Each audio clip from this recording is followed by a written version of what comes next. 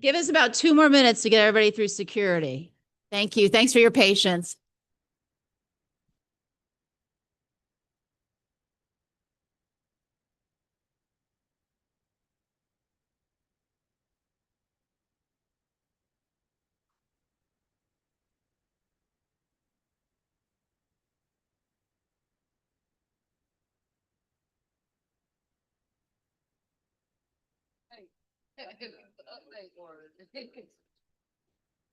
I was hoping to bring them. There you go.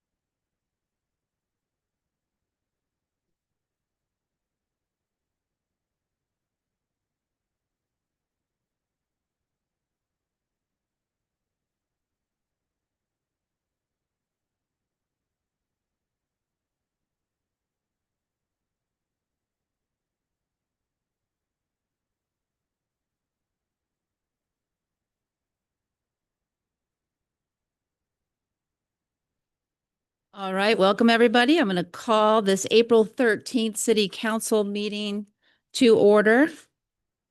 Thank you very much. Roll call, Lisa. I was confused because Bonnie's over there. I'm like, Bonnie, what are you doing over there? Lisa, thanks for filling in tonight. We appreciate you. We got everybody here. Thanks everybody for coming in from spring break and being here on time. Appreciate you. All right, we're going to have the Pledge of Allegiance by the amazing team at Networks Cooperative Ministry. Networks is more than a food pantry here in Tucker. Many of us up here, we have a former board member. Many of us volunteer with you all as well. Great food pantry here in Tucker. They provide multiple service to our neighbors in need, as well as volunteer opportunities.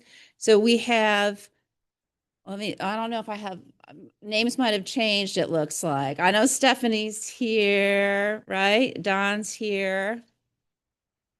Aaron is here, and Mary.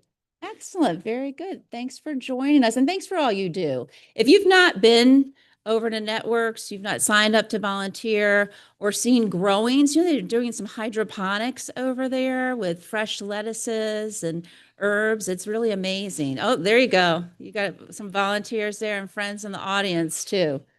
That's great. All right, well, we'll have y'all lead us in the pledge.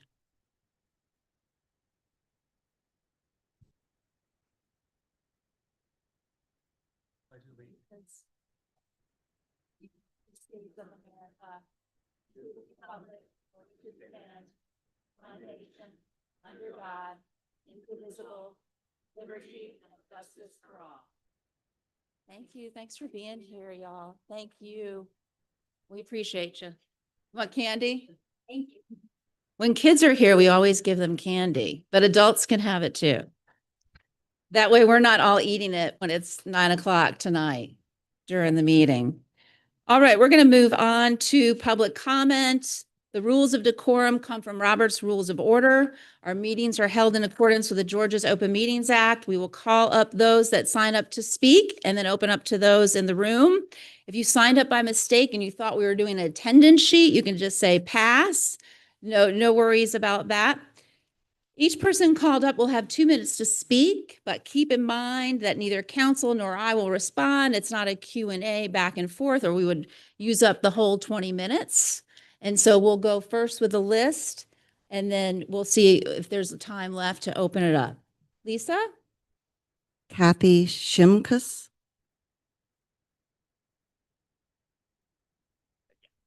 Y'all, I'm here on a different topic other than fireworks on Christmas Eve. And unfortunately, it's about Henderson Road just got repaved, as we all know, and a contractor went approaching La Vista, did some work, and left a mound of asphalt in the middle lane heading towards La Vista. So I'm here to see if you guys in a working session would be willing to review all the ordinances and everything about holding contractors accountable for the work that they do. I just found out that there's a 1-year warranty, but you know, that road was so messed up because of all the other construction, and it's finally good again. And now to see this mound in the middle of the lane, and it's around a curve, so if you're not, you know, knowing it's there, you're going to hit it.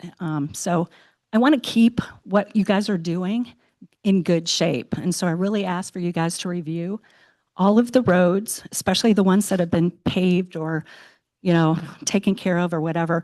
And if, you know, 6 months down the road, if there's something like a plate that's still there, ask questions, because sometimes these plates just stick around, it seems forever. So would you guys in a working session kind of review, you know, what the accountability for these contractors are and maybe, you know, change some of the code for it? Thank you very much. See you later. Lisa? Mark Slauson. Good evening, council, mayor. I'm here about trails. I congratulate you on your first awesome quarter plus 1 day. Looks like at least half the council is directly working on trails. At least that's what the local press says, and I appreciate that. I see that we're looking for a return on investment and priorities. We do not have a money problem yet. I believe 120 items on the capital improvement plan is unmanageable.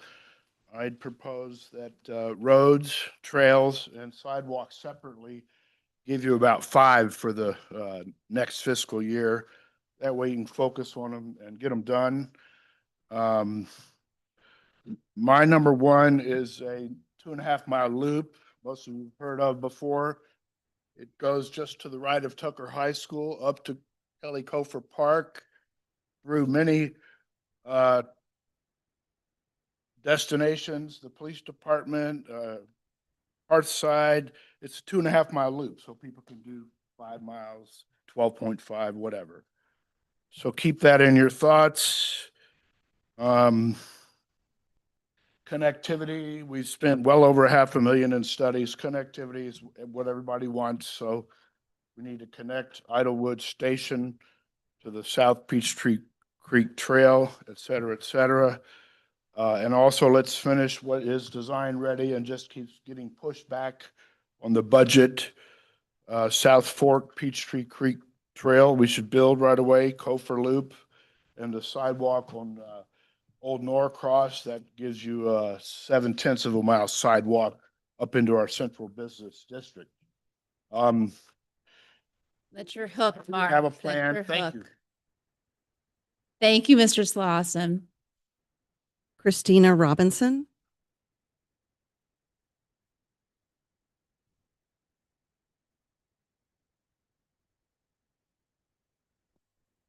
Hey, good evening. My name is Christina Robinson. I'm a community member, and I live equidistant from Livesey and Midvale elementary schools.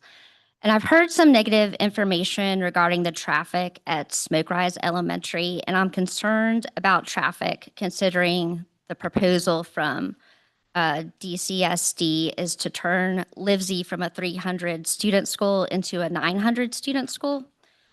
I'm curious what DCSD needs to do permitting wise with the city of Tucker.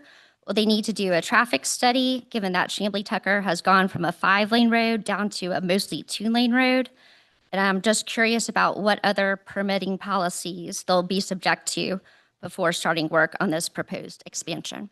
Thank you. Stacy DeJesus.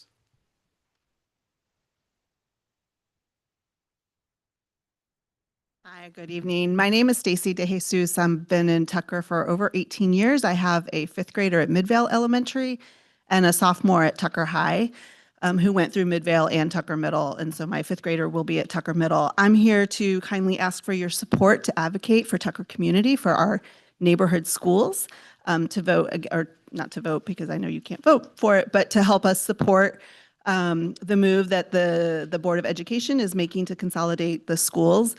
People move to Tucker for our small neighborhood schools. I think it's going to have a huge impact on our city if we turn into a mega elementary school. People stay in Tucker to send their children to Tucker Middle and Tucker High School. And I think that will also change because people will leave Tucker to find a different school. Midvale is the only international baccalaureate program that feeds into Tucker Middle School, which is also the IB school, as well as Tucker High offers that as well. And we also want to note that we don't trust the Board of Education to spend funds wisely. I can speak for Midvale. They did a multi-million-dollar renovation in the last year. The elevator that was installed works maybe 50% of the time, and there's no plans for continued operations. If they don't pause this while we have an interim superintendent, this was also started under Devin Horton, who is under embezzlement charges. We are prepared to really advocate and campaign to vote against the East Blast so that there are no funds to support this effort. Thank you. All right, y'all.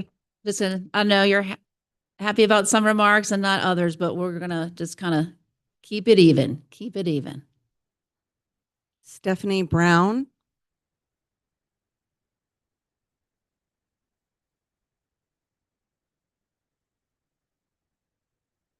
Am I able to leave? Like,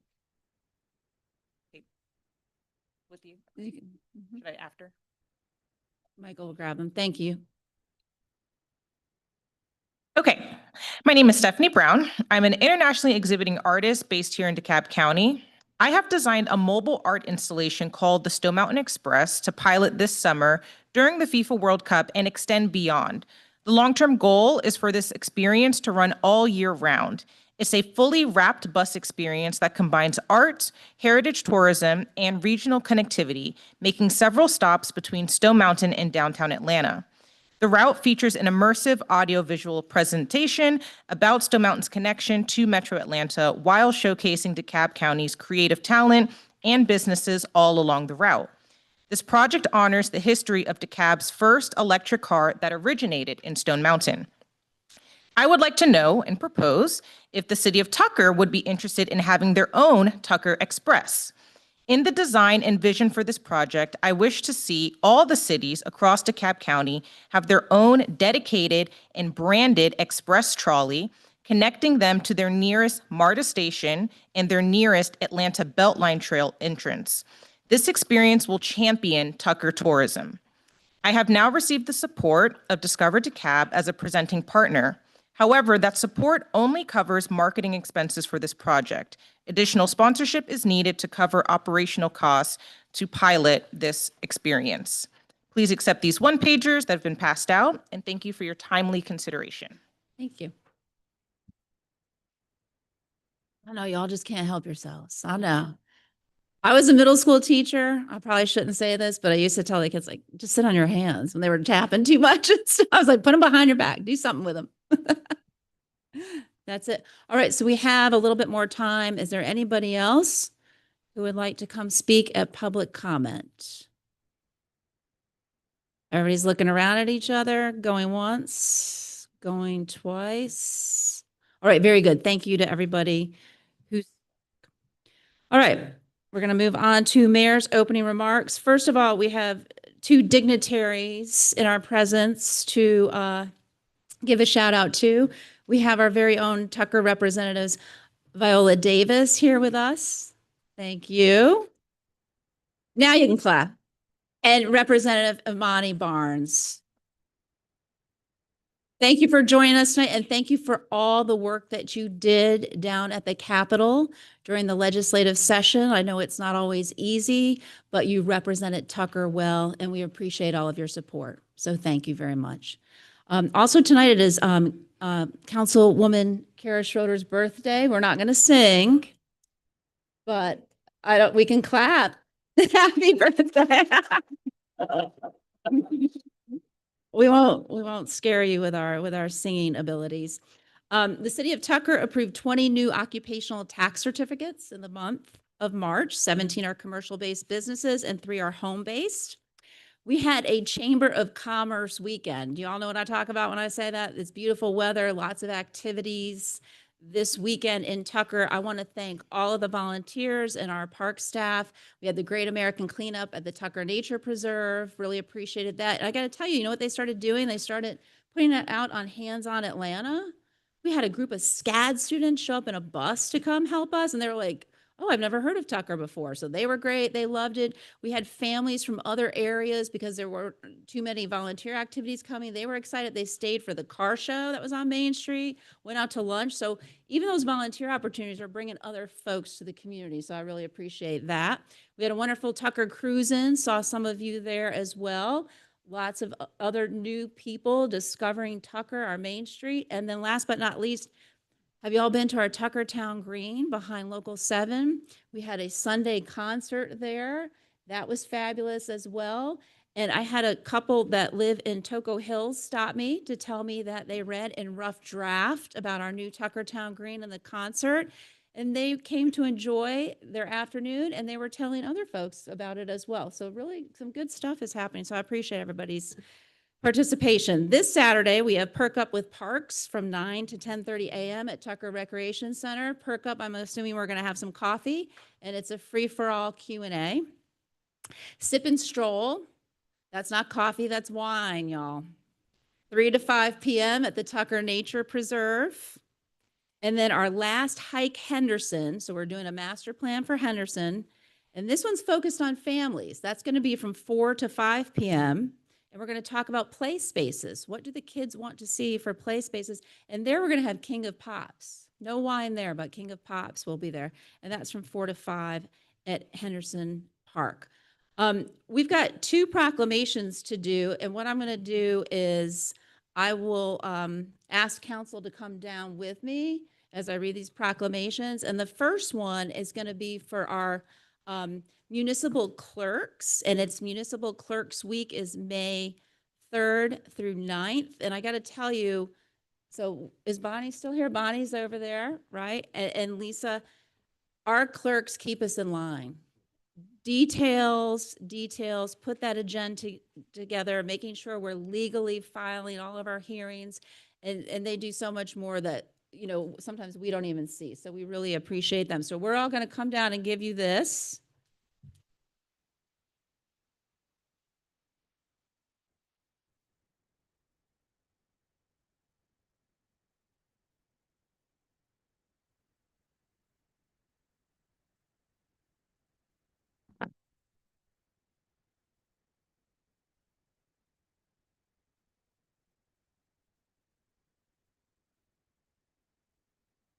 Up here. I found that out when I was off council for 2 years. All right.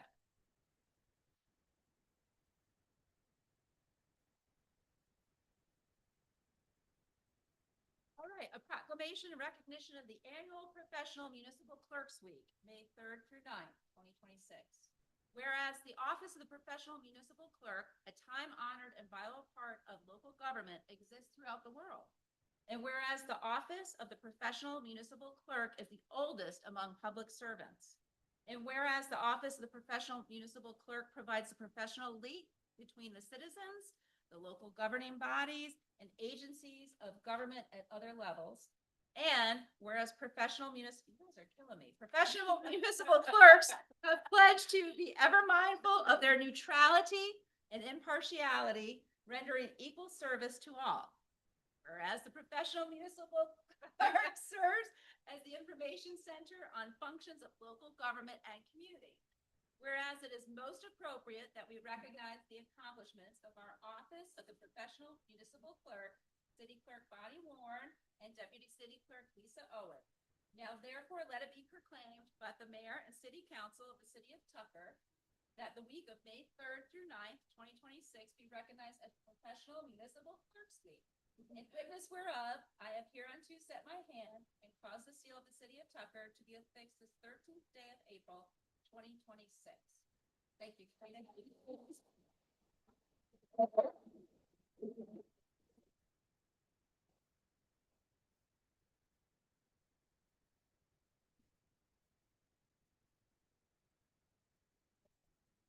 forget pictures.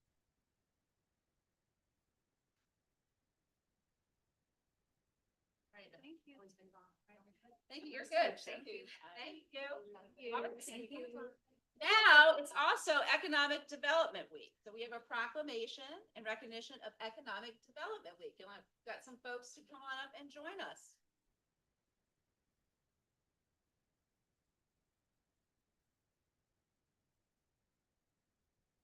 All right, come on, guys, let's go. Thank you.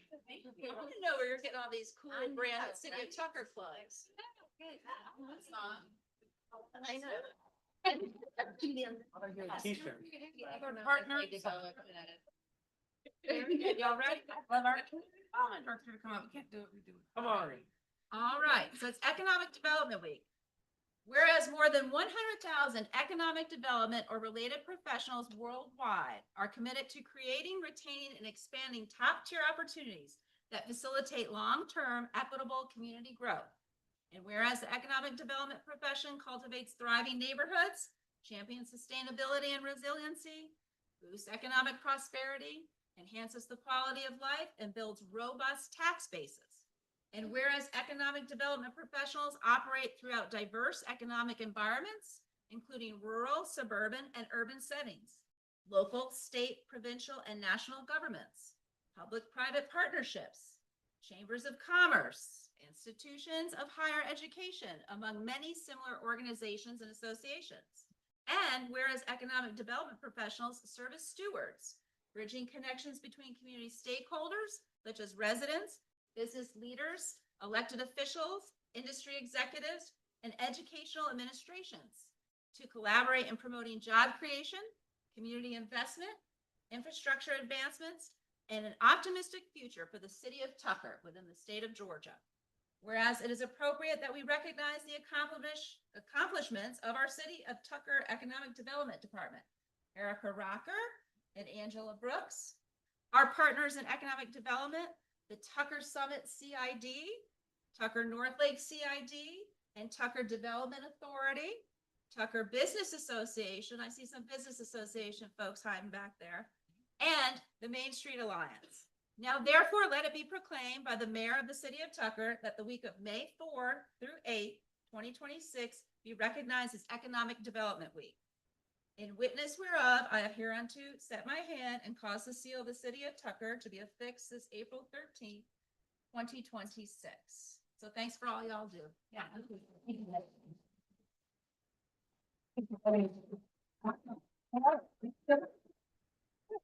Oh, wait.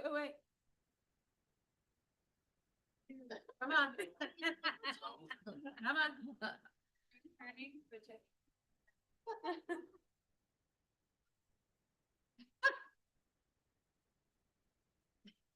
I'm laughing at all of you, like, all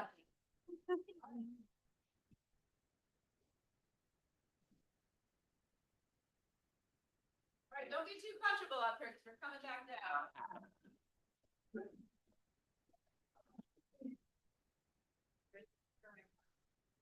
I know it is. We're getting a lot of okay, so we're going to move on now from mayor's opening remarks to presentations. And we have a very special presentation here tonight. It's a resolution to name our newest playground for Olivia Hayes, the Olivia Hayes Playground. And Olivia's family is here tonight to join us. And we're going to call y'all up after we vote to accept the resolution. And we're going to have a special copy for you as well. So Olivia Nicole Hayes was a Tucker Football League cheerleader, a straight-A student, artist, dancer, musician, a vibrant young member of our Tucker community. She tragically passed away on September 1st, 2008. Her family has continued to support the TFL, that's the Tucker Football League, and serve our community in so many ways. And we really, really appreciate you. And you still serve on the board as well for the Tucker Football League. As we honor her memory tonight, we welcome her family members, and I hope I don't leave anybody out, but we have her parents, Nikki and Norman Hayes, her brother Norman Hayes, and bonus brother Devin Scott, her aunt and uncle Alicia and Damon Fleming, her aunt Jennifer Shipman, and her aunt Deborah Hayes Hughes, Now, did I name the baby? Because I see 2 babies.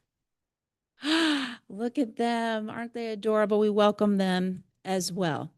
And so we have a picture of the playground here, and we will also be doing an official ribbon cutting, but we also did want to do the resolution to honor Olivia. So I'd like to get a motion. I move to approve Resolution R2026-04-10 to name the Olivia Hayes Playground. Nice. You all can second. I'll Okay. second. Thank you. All right. Any questions? Any discussion? All right, seeing none. All those in favor? All right. We got 7. Thank you, Lisa. And now we're going to come down here and ask the family to join us.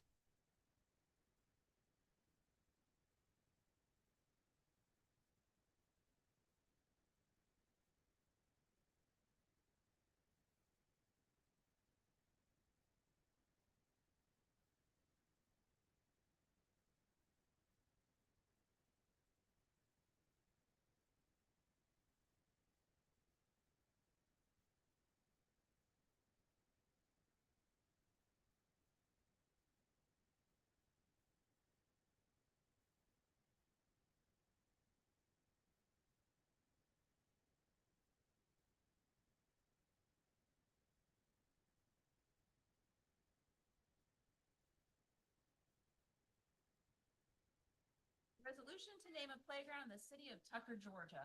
Whereas Olivia Nicole Hayes was a Tucker Football League cheerleader, a straight-A student, artist, dancer, musician, and vibrant young member of the Tucker community at Fitzgerald Park, who tragically passed away on September 1st, 2008.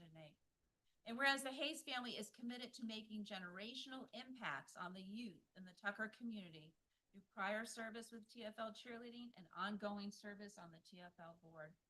And whereas the Tucker Football League has partnered with the city of Tucker for many years, including through the transfer of Fitzgerald Park to the city of Tucker on May 5th, 2020. And whereas Fitzgerald Park Field 4 is the site of a new ADA accessible playground constructed using a community development block grant, funding provided in partnership with DeKalb County. Now therefore, let it be resolved by the mayor and city of council of the city of Tucker that on April 13, 2026, that by passage of this resolution, the ADA accessible playground at Fitzgerald Park Field 4 will now and forever be known as the Olivia Hayes Memorial Playground.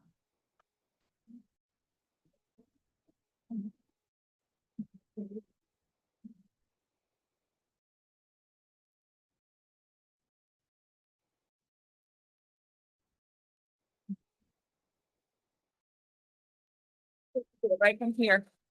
Thank you very much. Ooh, I thought I was ready for this. First of all, I want to say to the city of Tucker, thank you very much. As a board member at TFL, we really thank you and appreciate our partnership. We actually owe you a debt of gratitude because your commitment to making sure that kids in this community will always have a sports complex, that they will always have an opportunity to play together, to compete together, to be a part of an organized unit of activity together really means a lot to us because we do know that in order for us to have wholesome children to become wholesome adults, we know that being able to grow physically and mentally and socially, all of those things matter, and this park offers that. So we thank you for that. On behalf of our family, to include my daughter-in-law, Talia, that we didn't get to mention, and our beautiful grandbabies, Rose and Logan, we say thank you for remembering Olivia. Thank you for honoring her. Tucker Football League, Fitzgerald Park was her absolute favorite place and space in the world. I know she loved church and she loved her school and she loved everything about our community, but the park was her place. That's where she made forever friendships. And I can say that because those same women now that she cheered with when she was a little girl still are in constant communication with us. And so I know that those friendships are forever. She used to rush me home from work so I could get her to practice on time. She loved Tucker football. And so even though our little girl didn't get to grow up, we appreciate that you created a space and you named it after her so that all the kids behind her will have this place and this space to grow, to make friendships, to dream, to compete, to win. So we just say thank you very much from the bottom of our hearts. And always know that the Hayes family is here. We love Tucker, and we will always and forever support Tucker. Thank you, thank you, thank you.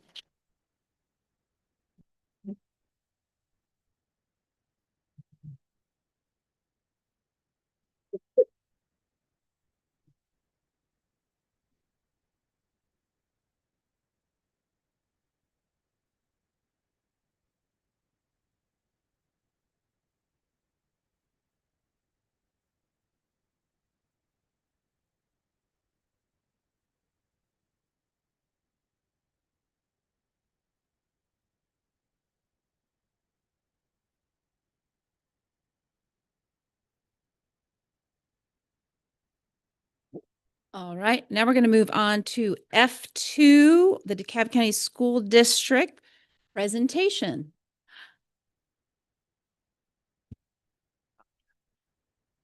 And they're pulling up your presentation for you.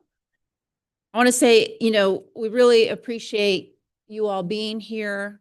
And I know you're taking a special time out to be here in Tucker. We had our work session when you all had your last community meeting. So I appreciate you being here to come get us up to speed. And I know there's a lot of folks here who might have missed that meeting as well. So they're here today. We saw a lot of interest. And I want to say also, we appreciate the partnership. I think we've had many conversations where I will say that I won't say what I typically say, but Tucker loves their schools. Tucker may be one of the only cities that really, really partners and loves their school. And you know what I usually say. So, and so, the audience here may not know, but we partner on use of sports fields. We partner collaboratively to give spaces for all of our kids, all of our students. We've started the Mayor's Reading Club, so we're in the elementary schools reading with them this year. We have started a partnership with Tucker Middle School with our staff going in to talk about STEM and the STEM careers. And we're going to get some more of the Tucker businesses doing that as well. And then at the high school level, we are soon going to start next year a Tucker Youth Council. So we are even deepening that relationship even more within our school. So we do appreciate you. And most people think they're headquartered in Stone Mountain because that's their zip code, but their building is in the city of Tucker. So you have your headquarters here as well. So thank you. Thank you. Well, and thank you, and good evening, Mayor Lerner and Council. Thank you for having us today. My name is Eric Hofstetter. I'm the Chief Operating Officer, and I love the DeKalb County School District. With me today is our Chief of Access and Opportunity, Dr. Trisilla Weaver, our Chief of Communications and Partnerships, Dr. Cherise Campbell, and our Executive Director of the Student Assignment Project, Ms. Sarita Smith. And I appreciate you all being here. And again, thank you for the opening because we feel the exact same way with Tucker. We certainly value and appreciate all the partnerships that we have that are constantly going on. Many times people don't see, but they are so important because at the end of the day, I believe we all are on the same page when we all serve the same families, whether they attend a DeKalb County public school, have attended one in the past, be multi-generational, or even private schools. We're still here to serve all our youth and our families, and we look forward to continuing to do so. So again, thank you for having us here today. Our interim superintendent, Dr. Norman C. Sauce III, extends his apologies. He's actually out away at a superintendent's conference, trying to get the latest and greatest for us so that he can continue to lead the school district, but he does send his regards. This is just kind of a recap of where we are with the Student Assignment Project. And I think we just hit the clip. I see. Whoa, that was quick. Thank you. All right, just a quick thing about the Student Assignment Project, and I think many people here are familiar with it. It's been going on for over 2 years now, and to the leadership of Ms. Sarita Smith, the Executive Director, we've had a community committee of about 150 members across the school district, meeting every Wednesday for the last 2 years. And so if any of, and I think I've seen a few of you maybe have attended that, so I appreciate it.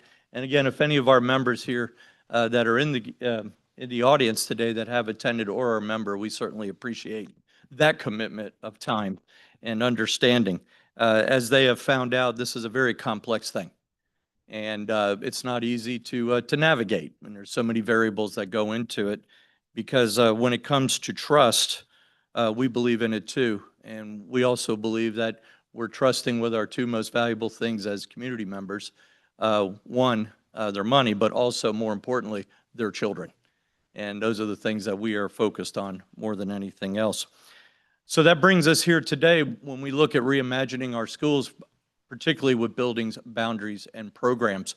And what we've embarked on in this first round here was basically our buildings. As we know, DeKalb County has a long history of buildings. Our average age of our buildings is, excuse me, there they are. Average age of our buildings is about 48 years old.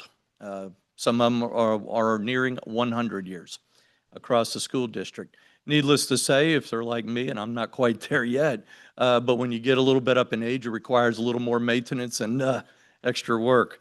And but we are obviously embarking on that, and thank you to all our voters and to our support of eSPLOST, because that is the primary funding in order to keep the buildings running and keep them updated as much as possible. So that being said, being able to continue on with our 14 million square feet and the 110,000 seats that the school district was built for. So a little bit of history here, as we all know, the baby boomer generation is the largest by people, largest generation of that time. And so many school districts across the United States built for that because those children were here, okay? And they were here for a generation or two. And now with that, as birth rates have declined over the last several decades, and other variables that have gone into that, right? We have seen less children not replace the amount of baby boomers that were currently there at one time. So that being said, today, we have about 92,000 students built for a school system of 110. So that leaves us right about currently 18,000 seats. And that includes pre-K, all right? Normally it was built for K-12. We're also adding 3,000 seats for our pre-K students, which, by the way, we are the largest provider of pre-K in the state of Georgia. And we're very excited about that because we want to get them early and get them reading as soon as we can. It is something that we're looking to expand. But that being said, all projections continue to see, as a school district combined in the county, that number will continue to slowly keep decreasing, anywhere between 1,000 and 2,000 students per year. So even though we have students coming in, the amount that are graduating and moving on, it's not enough to replace. So we're seeing a net loss each year, all right? And that's just with the typical patterns. If you throw in other things such as migrations or new developments and things of that nature, you know, those numbers can shift. But we do have certain pockets of the county that are intensive with children and then others that aren't. So you may see a few schools that are overcrowded based on capacity, but by and large, there are a lot more schools that are way under enrolled and under capacity than those. Okay, so that's what we're facing as a school district, right? But with that, we're trying to maintain a 110,000 seat school with 14 million square feet when we're only servicing right now about 92,000 students. So there is a cost to that, okay? And there is a resource management to that we have to also be fiscally responsible for. So as we move here, excuse me. All right, so that was the whole idea of the student assignment project, was how do we right size? How do we move and adjust and adapt to the times with the resources we do have and still provide a high quality world-class education with as many choices as we possibly and feasibly can give. Okay. All right. So there was 5 reasons why that we've been shouting, and quite a few people have already heard this. As you can see, starting up on the top left corner, declining student enrollment, and we know that's been going on for quite some time. To the right, about consolidating resources, okay? And then keep going down, we're looking at how do we make more efficient transportation and bus service. as well as how do we address our severely overcrowded schools as well as our under-enrolled schools. And then, of course, how do we meet our school building needs? All right, with some of them are quite aging, and even though we continue to keep them as well maintained as we can, over time parts just break, and they require some pretty extensive capital improvements over time. Okay. So when we couple all that together and we looked at our feedback, we came up with an iteration. Okay, and that was in round one, is what we affectionately call round one. And what round one was basically, again, here's our feedback loop, as you can see, where we build the scenarios, we want to share them publicly, okay, because it is what it is, all right? And we're here because this isn't my school system, it's not the superintendent's, this is our school system, all right? So somewhere we have to figure out what is best for all of us and what does yes look like in order to get to that right size, if you will, okay? And then we want to get the feedback, and we're very happy that we've received over 10,000 pieces of feedback, individual pieces of feedback, and some very, very good ideas in there, all right? And we've been able to take that feedback, bring it back into certain areas where it makes sense, and we trust, you know, and we look into the feasibility of, you know, what can that be, right? And how do we incorporate that? And then we go back out to the public and say, all right, here's what we heard. Let's look at a few of these ideas and scenarios, and we gather more feedback. So that's part of the process by design that we wanted to do. And we're going to go as fast as we need to go, but as slow as we should go in order to make sure that we make the most, you know, deliberate, but also the right decision that we can. Okay. So in round one, what you heard is we took the initial guiding principles made up by 150 committee member student assignment committee of our citizens, and we just ran that and filtered it through the data of our schools, and whatever popped out. So we applied it to that, and that was round one, where you just seen, hey, here's schools that could be closed, can be repurposed, can be consolidated, all met those criteria. So we just went ahead and put that out. And we learned of several things from that. Right? We learned a lot about different values of different communities around DeKalb County. We also were able to really share the magnitude of what we're facing, okay? And it's been going on for a while, but it's getting to the point now where we cannot sustain this with the resources we have. And that's not going to go away no matter what we do. It's going to continue on that trajectory. So we do need to address it in some way, shape, or form, but we want to do it over time, and we want to do it gradually. One, we don't have the money to do it all at once, but two, we don't want to do it all at once because we got to make simple adjustments as we go. And that's something that we can handle, all right? And it's something that our community can handle, right? But also, as this process goes on, whatever decisions are made, things can still change in those 5 years. So there's certain things that we want to watch just a little longer before we start making any kind of adjustments, right? So that's why we say as we look at this, we're kind of put some on hold, or we're going to monitor. Others, they're pretty self-evident, right? There are some decisions here that when you look at it, it's pretty self-evident of what some of the actions are needed to do. And so that was what happened in round one, is we put everything out. We went around, we had in-person meetings, we had virtual meetings. I think we conducted about 16 in round one, 15, 16. And then, of course, thousands and thousands pieces of survey, and we're very happy that people were able to participate in the survey because we took all that information, we went back, we looked at some of the scenarios, and we said, all right, well, let's incorporate. And that's where we started seeing things like, well, did we look at grade bands? Did we look at repurposing to this? Did we look at, you know, expanding the school rather than, you know, maybe closing or consolidating it? So we went ahead and we tried to put all that back together, all right? And still try to meet the goals of we got to figure out what right sizing looks like. And then we put that back out to the community, and we got a bunch more feedback, and that's what happened in round two. So in round two, we heard quite a bit more. We heard things like, you know, we're not all happy about some of these grade bands. While they sound great on paper, they don't work. Or we don't like it, or we value this over this. And that's the kind of feedback we're really trying to get to. Because not only are we looking for those ideas, we're also looking at what do we not want to pursue, all right? And really what's coming out is value statements, prioritizing those value statements across the county And they're different in different parts of the county because you're dealing with different dynamics and different needs and wants. So we're very excited about listening to that because we're learning a tremendous amount about this, about everyone in the county, right? All 271 square miles and all the residents that we serve. So that was in round 2. And now we're taking all that data because that just happened, we just finished about a week ago. And again, we had another 18 or 20 meetings on that, and we got real specific, went way down into just simple clusters to just discuss the different dynamics in their clusters. So we couldn't necessarily apply the same rule across the board because we're dealing with different situations. Okay, so we went back and we looked at it and we got more feedback.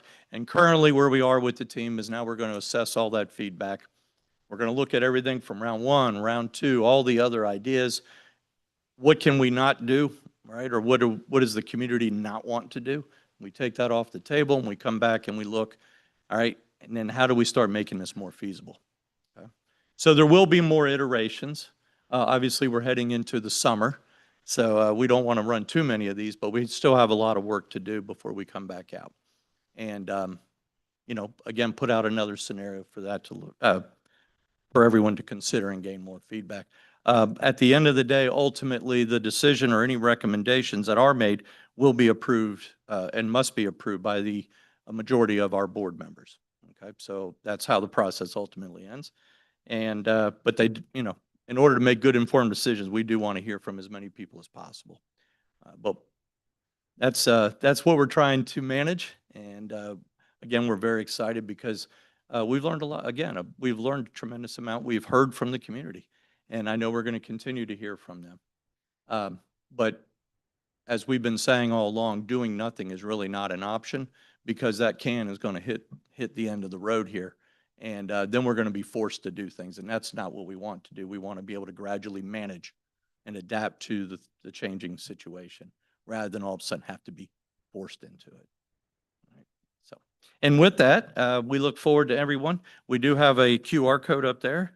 It is also on our student assignment project website, which you can go to at www.decabschoolsga.org/SAP.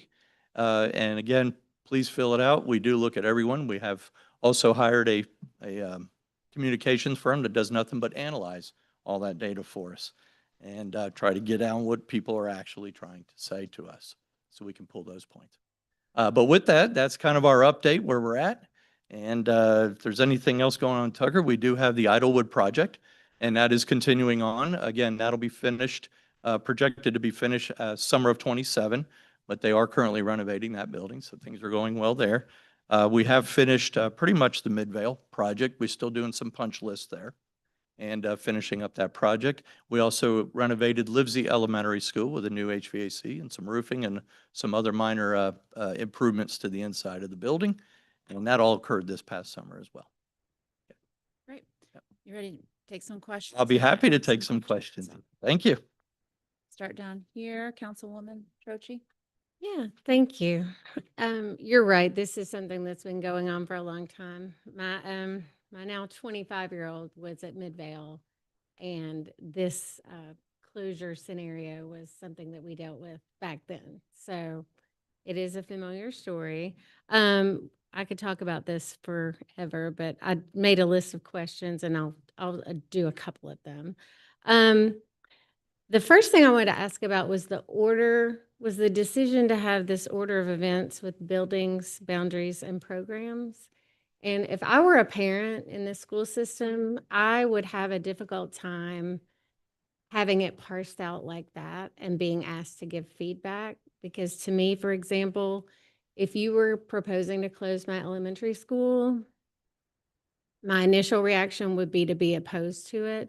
But then if you were to come back and tell me, you know, you're going to go from Midvale to Livesey, we're going to build Livesey out, we're going to triple the number of programs that your kids are going to have, we're going to cap the class size at X amount, you know, we'll have the following amenities, maybe like a full-time nurse, counselor, that kind of thing, then that might make it easier to have the community have a full discussion on what the impact to the community and the kids are. So I guess that's not a question, it's just a comment that if I were a parent, I would have a problem voting on a piecemeal kind of approach. So I hope that there's plenty of time at the end when it's all tied together to have families see that proposal and be able to consider it as a whole instead of by pieces. Because I think just saying that you're closing a building, that's nobody's ever going to be in support of that.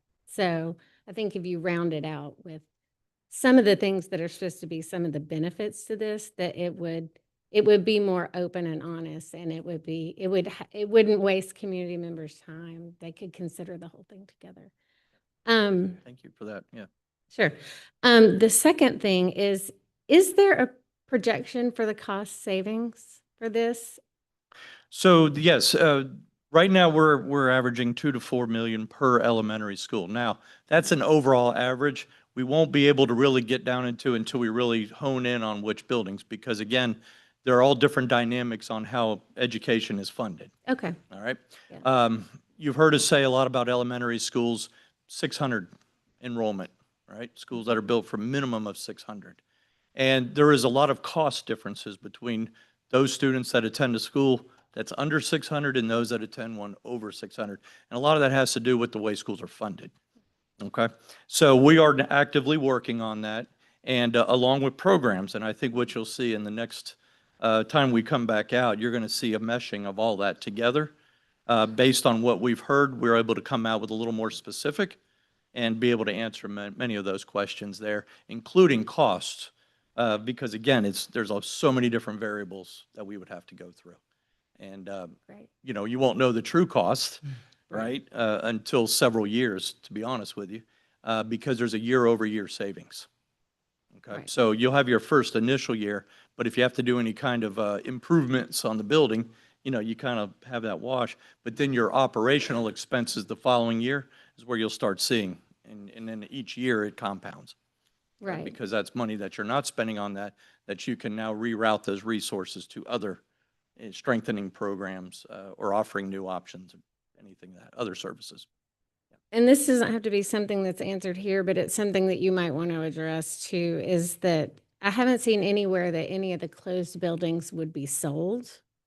So I'm not entirely sure how we realize a huge savings if we're going to be repurposing and maintaining buildings. So again, what gets repurposed and maintained depends on what the plan is. So I know you can't give specifics, but that's something that I have questions about, because I would expect that some of DeKalb Schools properties are in very, high dollar areas. And I would expect that some of your savings would be from selling the properties, but I haven't heard anything about that. And again, you don't have to answer it. It's just, I think that's a question that's going around. It is, and I Yeah. appreciate that, and it's a very valid question. Yes, there is discussion. The reality is there's no decisions being made, so it's not something that it's just conversation at this point and a bunch of what ifs. Mhm. But for us to make any kind of recommendation Mhm. on a closure or a repurpose, and when we say closure, it's really closing the school in its current configuration. It may Yeah. reappear as something else, as maybe an early learning center or, an adult ed school or something, I don't know. Or a other program that might be unique that there is a lot of demand for. But with that is okay, if the building is not going to be used in its current, we're not going to make a recommendation unless we're also recommending what it is to become and why. Okay. Great. Yep, so everything's on the table with that one. Great. I also wonder, this was kind of a theme when my kids were in elementary school too, the whole having the teachers, the schoolhouse basically bear the brunt of this. I wonder if there's a consideration to having an accompanying audit for administration and central office so that the kind of the pain is and savings are spread across the school system. I know that's a common theme too. Absolutely, Yeah. absolutely, and you'll be happy to know. You want to speak to it or? No. Make sure you're, awake back there. No, here's the reality is our board did approve a central office audit a Okay. couple of months ago. Okay. And that audit is currently going through all our central office positions, specifically for that reason. Great. Is how do we right size that? What are the real resources? And how do we shift that back into the schoolhouse? So that's actually being conducted as we speak. Probably take a few more months Okay. that to makes fully sense. get out. Yep. Yeah, those are big. I you. apologize, y'all. Just two very quick remaining questions. She's a former PTA president. Yeah. She's doing great. I love PTA. So to me, what the proposal for the Tucker schools hinges on is what looks like to be a massive build out at Livesey. Because, I mean, it's just the way it is. Okay. The little flow chart had Yeah. the arrows all flowing kind of downhill to Livesey. It also had them flowing to Smoke Rise, which it didn't have any mention of Smoke Rise being enhanced, but it definitely did say major build out at Livesey. So were that to be the plan, there'd have to be a major build out at Livesey. And I'm guessing that the funding, is it an accurate assumption that the funding for such a large build out would fall into the next SPLOST funding cycle? Well, that's what would have to be contemplated. So Okay. in that particular area, what you're dealing with in the scenarios is we have very small schools that, Mhm. that, Right. that are more expensive to run. Mhm. All right. Livesey was one of the areas because it actually has a pretty decent sized lot, and Mhm. because of where it sits on the roads, with accessibility was just what we had proposed. Right, It doesn't have to be Livesey. right, But we do need to work on all those schools. So somewhere in there. right. Someone's going to get a big build out. So it would be SPLOST. Right. The next. Oh, SPLOST. absolutely. East Plus is still the primary Okay. funding source for that at this Awesome. point. And then last question is just if we could get, if the public could see more of the survey results in more of a raw format, that would be great. Because we're getting all the positive, and I'd love to see just sharing other people's concerns, and they might be sharing things that we hadn't thought of. So I'd love a more thorough look at the survey results. Perfect. Yeah, thank you. I believe.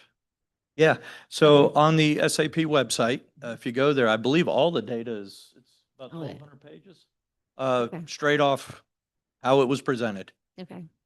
No grammar changes, no editing, with all the, different types of language that you want. I Awesome. believe all the raw data is posted so that you can see. Thanks. And then But I appreciate that. We'll continue to do that as well. And Brockett was not on the heat map that was linked on the main SAP page. That's just a little clerical error. So Mhm. awesome. Thank you, guys. Thank you. Appreciate the questions. Councilman? I just have one quick, thank you for doing this. I know this is a very charged, heated, kind of emotional thing for a lot of the community. I know Councilmember Churchy already kind of talked about this, but you talked about the process of how you guys decide on the closures of the buildings and what you guys will reuse them. Because I think, there's been a lot of rumors and things floating around online that some of the other communities are getting like early learning childhood centers already. Is there any plans, or is there like a timeline of when those plans would be for like the closures in our cluster?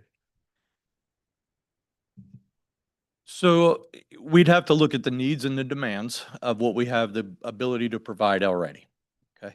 And we're using those as examples because there are certain parts of the county that have an underrepresentation of the need for certain things. And Early Learning Center is just one of those ideas.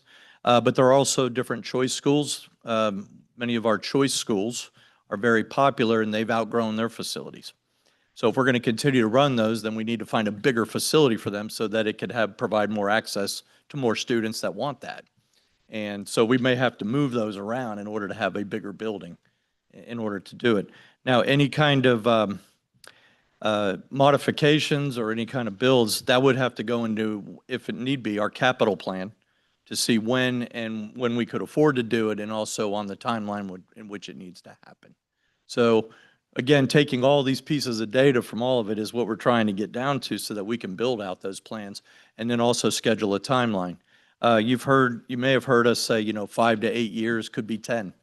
It really depends on how extensive we're going to get. But the reality is we don't generate enough funds, unfortunately, even for construction. While $800 million sounds like a lot of money in the world of construction, it goes pretty quick. And I'm sure some of you all realize that as well, just trying to build out the city facilities. So again, our timelines will be, very dependent on, again, the need and when funding provides. So, and yeah, we'll be relaying that. That is our goal, is to try to give everyone as long a runway as possible. That, here's the vision, here's where we're going, and here's the timeline of what we're looking at. And in our next iterations that we come back out, that's one of the things that we are looking at, is a tentative timelines where it makes sense that we can share that here's where you can see it. Right? So none of this may happen for 4 or 5 years here, I don't know. Yeah, thank you. Thank you. Councilwoman. Hello, how are you? Some of what my fellow council members have already talked about, I'm going to touch on too. But first, I just want to say that I can appreciate being in service to the community and having to make difficult decisions like this. I really do. We also make decisions, staff, we make tough decisions. So I kind of wanted to reiterate that. I appreciate and understand the situation that the school district is in. I have one question I want to start with, I think, and that's about transportation. Because when I watched the videos, the informational video, and read some of the information online, it talks about making transportation more efficient.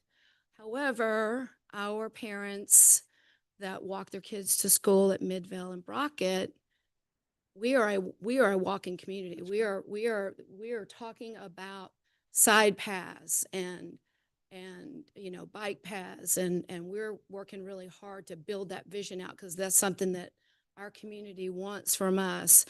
But what I saw was, we're going to put your kids on a bus and bus you across town. And that is hard for the parents that purchase their homes around these schools, that want to walk their kids to school. That transportation efficiency is probably not going to relay to them, because that's not going to be their reality anymore. And I can feel the pain of that. As my kids are grown now, but I understand that feeling. So I wanted to relay that. And I also, if there's anything that you can do to assuage those concerns, I saw some parents nodding already, so I know some of them are here, they're online. Perhaps you can speak to that issue, because that is something that is really important to the community. Well, I appreciate that. And yeah, so let's talk transportation for a moment, because it is something that we're concerned about as well. And again, this is about resource management, and there may be places where, in all honesty, the spoiler alert, with transportation, we're still transporting roughly the same number of children right now. One of the things that DeKalb does that most school districts in the state, if not the nation, very few do this, is we transport students to choice schools. Now, that's something that you don't see. Most school districts, if you choose to go there, you got to find your own way. But we transport that. Now, with that, though, it takes quite a bit of our buses. Almost 40 of our buses are just dedicated to transporting those students. But parents put their students on there by choice to take them across town. Okay. So, but we do understand that. The issue is that you have a bus built for 60, 70 kids, right? But you might only have 10 on there. So buses, by their very nature, have a degree of inefficiency built into them, because the size of the bus is the bus, and we're going to send that bus down the road whether there's 12 kids or 50 kids, right? But we're going to pick everyone up that chooses to ride the bus. So that's part of the issues with transportation on itself. Now, part of this process here, and some of the iterations and proposals that we're seeking, is trying to keep students within, close proximity of their school and their neighborhoods. Now, we recognize that some neighborhoods are having to move, and all that will also be based on boundary process, because that'll be the next thing, right? Once you know your buildings, then you start your boundaries, right? And then you'll figure out which schools are which. And our goal there is, again, and that is one of our primary criteria, is the transportation alone, and not having unreasonable times on the bus or unreasonable distances, unless you choose to, right? So that's that piece there. Now, on a side note to all this, just a little history on DeKalb. So prior to the pandemic, we had roughly 900 bus drivers. Since the pandemic, we've lost workers, like most people have, And I think everybody's heard about the nationwide shortage of many positions. Bus driver is one, and I just want to say, I want to celebrate every day for the 600 bus drivers that show up every day and transport our students. So just in the pandemic, in that short period of time, 3 or 4 years, we lost a third of our fleet drivers, and we're constantly hiring and we're constantly training. And if anybody wants to be a bus driver, please apply. We'll get you on the road as soon as you can pass all the tests, because it's not easy either. We also provide for the CDL. But with that, we are always looking to have more bus drivers. But we go with the amount that we have, and we make, do with what we have. Again, it's about resource management. So yes, we acknowledge it. Yes, we're trying to reduce that to the extent feasible, but also we're trying to maximize our buses and our fleet and our routes in order to get, that resource as well. Thank you for that. Yeah. So I do want Can to. I say one thing more about that? Sure, sure. Because you mentioned the paths. And we had a speaker up here earlier. I'm happy to report that we work very closely with Path Foundations. We have paths that are being connected to many of our schools, and we work jointly with them in order to have it, because we encourage walkers and we encourage bike riders and everyone else, so they're not on the roads, and having a safe path to school is one of our goals as well. So that's another initiative that we also are working on, including here in Tucker. And we welcome partnerships Yep. with our side paths and trails as well. Absolutely. The next thing I do want to reference the building. You and I talked a lot about the old Smoke Rise Elementary School. So I am going to bring that up. Okay. For about 2 years, I think, we communicated a lot about the community's concern around the subdivision's concern around that school, keeping it clean, keeping it from looking abandoned, parties in the back, things like that. And I want to reiterate that we got it there, and I appreciate the work that you guys did on that. However, when we are talking about empty buildings, not all those buildings are going to be able to be early learning schools or adult schools. And I am very concerned, and I would say, as far as my fellow council members up here, we're working, and staff, we're working to ensure, that we've got buildings filled all around Tucker. Everything looks vibrant. We are concerned about blight or even the mere appearance of a building that is abandoned. So I say to you, I would like assurances for sure, but I just want it reiterated, like we're watching that, because that is really, really important in the community, that we have, we're all about partnerships and all that, and we want to support the school and all that. But, it was that building was challenging. And I'm still a little bit concerned because we have about 100, I think it's around a little over 100 admin working there in that very, very big building. So again, when we're talking about costs versus, delivery of amenity services and all that, I don't know, because I'm not behind the scenes looking at the numbers that you guys are, but as a person who's looking from the outside in, that's concerning to me. So that, I think that would be something that we would want to see, is some assurances that there would be a plan in place, there would be steps, there would be a timeline, all those things about if there are buildings that will be emptied out, that there's going to be something there, a plan in place. Yes, ma'am. Okay. You have my assurance on that. I mean, that's part of what we are doing right now. And I agree with you. We don't like buildings to be vacant. Buildings don't like to be vacant. All right. They like to be lived in, right? They like to be used. So that is our goal. And thank you for the partnership on getting the old Smoke Rise building, because it is currently servicing almost 200 admin now. Okay. And a host of other professional learning. And we try to try to be good neighbors about it, but everything is working fine. And we do appreciate the environment that it's in, and that the building is being used for that purpose. So again, just to go back to the vacant buildings, right? So not all buildings are going to be needed for different reasons. We have publicly stated one of our goals, though, is that public school buildings need to continue to serve the community in some way, shape, or form. Now, we've been working with many of our municipalities already. We've heard from many of our municipalities as well as the county, and there are a lot of other needs. And just to show the idea of the lower birth rates, one of the needs that we keep hearing about is senior centers. All right. So being able to use public buildings to continue to serve the public and looking at things that we call maybe even community school hubs, right? Where they might have a small daycare kind of thing, but also go all the way up and have senior services as well as municipal services or other adult ed, retraining, vocational. Counties even talked about even putting service centers in there so you don't have to go across town to pay a water bill or something, right? You can get services there as well and kind of have a joint facility that is closer to the people that we serve. Now, one of the things that we don't want to lose necessarily as a school district is all the property, because once it's sold and gone, it's gone. It's not coming back. So we do have to be a little careful about certain sites because one day we may see a reversal on this. All right, and we want to be able to have those places to do, right, and rebuild new schools if need be. Ultimately, if there is no reason for a building that anybody could possibly want and that nobody wants to buy, if it does go up for purchase or surplus, ultimately then we would tear the building down and raise it and turn it into a green space park.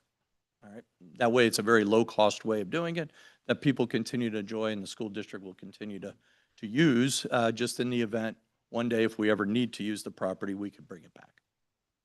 Okay, but that is one of our strong goals is just that, and we are working with several groups already.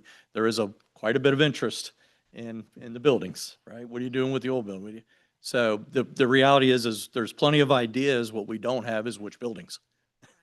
So we can't really get ahead of ourselves on that. And then one last thing, and I think I'll just make it a little bit of a statement, but I'm really impressed with interim superintendent Sauce.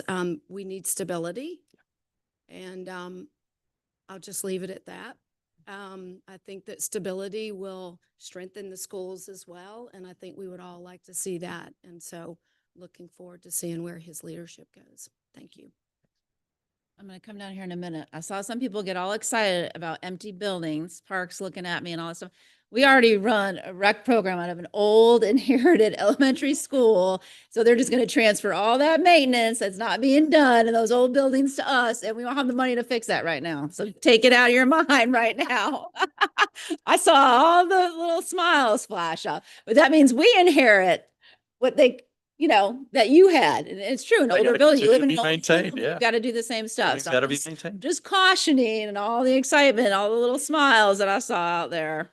There's other things that come along with that. So Councilman, do you have anything? Okay, thank you. First of all, I just wanted to thank you for being here tonight. I know that we've been across the table working on a couple projects in for Idlewood Elementary and Brockett. I do appreciate your attention to those situations. I'm curious. I've read a lot of the information out there. I'm just curious about your agenda to move forward with what you said for early learning. And what's happening with that. It just like a quick high level, because that was something new that I had not heard much about until you started this process. Yeah. So literacy, right? Literacy is the foundation of all things in education. The ability to read and comprehend. Plenty of research out there. In fact, the state Georgia Department of Education is in our Georgia General Assembly, and thank you, but you'll see a lot more early learning funding going to that, particularly for literacy, now going into four-year-olds, right? Being able to go to kindergarten in some of these new bills. So there is a huge, plenty of research. The earlier we can get children and get them reading, the more successful that they will be. And so we want to be able to adjust with those resources, but also the demand that is there. We want to make sure that the children have an opportunity. So we'll do what we can based on the funding, but it is an area that we are looking to expand if we can and to the extent feasible. Thank you. Councilwoman Weaver. Thanks.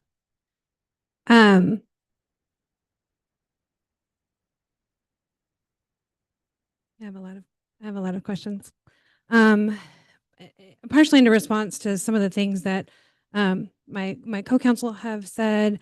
I know that those of us that represent Midvale, Livesey, and Brockett have heard a lot from parents in our communities. I'm also a parent of kids in the DeKalb County school system. I've actually had kids at both Brockett Elementary and Livesey Elementary. And so one of the key questions that I know I have heard is this really deep feeling of not being heard. So I don't know if you want to go to the slide where it talks about the feedback process. So I attended for the first part of the March 23rd meeting and ran in late to this meeting, the feedback process in person. The Tucker room was treated incredibly disrespectfully. So we were asked to watch the 20-minute video that's already on the website. Then we were presented with other videos that were on the website that explained how to interpret the legend. The problem is, and what I was really hoping you were going to come here tonight with, is there was no Tucker-specific data. And so you presented to us the overall process, but nothing about our specific, not just individual schools, but our cluster and our community. And so one, part of the not feeling heard, and as Councilwoman Troche mentioned, Brockett Elementary School is not on the cluster. That was brought up in the in-person meeting on March 23rd, has still not been addressed. The other thing is that after the round one feedback, there were no responses from the district about any of the Tucker cluster schools. Over and over again, the feedback said that was presented back to us, keep our local schools. It was blank in the response from the school district. So my first question is, how are you thinking about feedback, and how are parents able to be assured that they are being heard when so far in this process, at least in Tucker, parents haven't been heard, or they haven't been told that they've been heard very visibly on the website? Well, one, I apologize for the feeling that you in your experience there. So we'll look into that, because that should not have happened that way. We could talk more about the feedback and the processes we have, but that is something that we'll definitely work to improve on. I mean, I can't answer everything. I can tell you, we hearing and being able to work with the feedback we have, sometimes it's a little bit hard to deal with. Just to be quite honest with you, a lot of people were just saying, do nothing, leave our schools alone. I can't do anything with that feedback. And we heard a lot of that, and that's fine. And we appreciate that. But we also got some other feedback about what can be. And, I know I've stayed quite a bit in the, up in that area in Midvale, and spoke to several parents after the meetings. And because I really wanted to hear one-on-one. So people like to give feedback in different ways as well. And we do build that back in. And that's why I say, right now we just propose Livesey, but it doesn't have to be Livesey. But what we need folks to understand is that there is an issue there we're trying to solve. And we need your help in how to solve it. That's the information we're looking for. And I'll go back and look at Brockett, because I don't know why it wasn't on there. So I mean, I think it's just whoever was doing the map honestly didn't know how to adjust the labels. But I think my point is, when we actually did get the data from Brockett and comparing it to the data for Midvale and what's proposed, and the data for Livesey, they're very different circumstances, but they're being proposed to have the same exact action happen to them in terms of capacity, in terms of programs. The other, you mentioned numerous times the choice schools. And I would say that our schools in Tucker are choice schools, even though they're not going through the school choice program of DeKalb County. And one of the things, Councilmember Troche brought this up as well, where you're ending with programs, except when it comes to the school choice program. You're starting with those. I was surprised to see those come up in the round 2 scenario when Midvale falls into that category, but it wasn't listed alongside Kittredge and DeKalb School of the Arts and the other options. We have a lot of people in Tucker that go to those. And so I would say one option could be to actually go back to the cluster model that was abandoned under the previous superintendent and talk about what it is to have community schools, because we have 5 great elementary community schools in Tucker. We have an excellent community middle school and an excellent community high school. And our community as a whole, as the city of Tucker, is invested in our schools. So can you just speak to why those specialty choice programs were prioritized over any of our local schools? So I think you spoke specifically to, was it DeKalb School of the Arts? I mean, Or- there were those are 2 that I Multiples, just pulled out, yeah. but those were listed in under highly sought out quality programs. I mean, you just talked about that too. And what I think our community is saying is 2 of these schools that are on this closure list that have had no response to the feedback are high quality, high program choice schools. Well, IB, STEM. IB. Yeah, I understand. You're right, those programs. I understand that, yeah. I think the ones that we did talk about were the ones where we already have an enormous amount of support plus a long waiting list. So that demand was there, and the feedback we had was we need more of this, or we want more of this, but they can't get into the school because there's not enough capacity in its current Have you location. done an analysis on the impact to enrollment in neighborhood schools because of DeKalb's choice program? Oh, yeah, you're talking about where all our students attend, and if they leave the school to go somewhere else, is that? Oh, absolutely, and we have all that all those numbers are published. You can see where the schools go. We know where every child goes to school, where they live, what their home school is, and where they choose to go. So I guess. So I'm we getting- do see that as well. But that has informed your decision-making process thus far. Yeah, well, it's very telling because we see if there's many students coming from one area, why aren't they going to their local school, but they're willing to travel a large distance to go to another school? What's going on there? And that's the kind of analysis we're going back and saying, well, what is it about this school that's not meeting your needs? And that's the kind of feedback we're looking for. So. Except you're not doing that holistically until later in the process, you said, because programs come last. I'm just trying to understand why some schools are, where in the process they fall. Yeah, I wouldn't say that it comes last. That's programs we found, because we did want to start with that, to be full transparent. I think we even stated that many times. Our committee had a very hard time about how to approach programming. To be quite honest with you, how to evaluate? How do you know which programs are good and which ones aren't?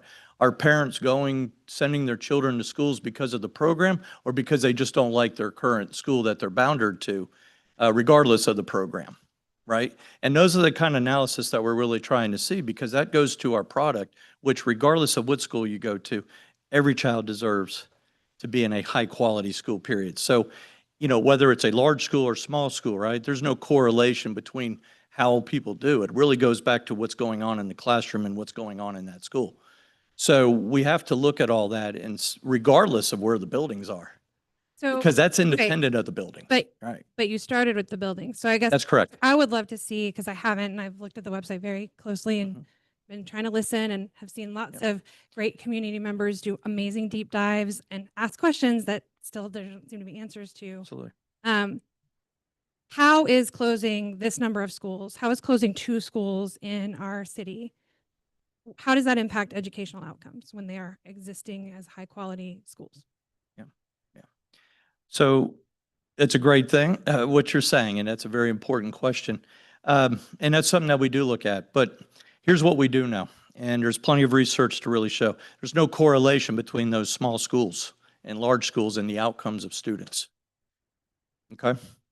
There really isn't. It's all over, and we've done plenty of data looks at that. We looked at all types of area schools within the metro, some elementaries that are large. We have large elementary schools in this district that are performing very well as well, all right? So it's hard for us to say that. What we are trying to do, though, is build more resources. Now, this is a complicated thing, because do you want to do buildings first or do you want to do programs? The reality is buildings don't move. Once you put them in the ground, they're there, they're static. I can't really move them, okay? But we can move boundaries. We can move programs. We can adjust, we can expand programs, all right? But we have to also look at, can the facility support the amount of people that want that program, all right? And that's kind of what we're looking at with the facilities. So if we know our facilities, then we can look at boundaries, but we can also look at what programs should be in those facilities. Right? And I And what think- needs to be offered. And just as important, programs that maybe kind of become outdated or need to be modified or need to be improved. Right?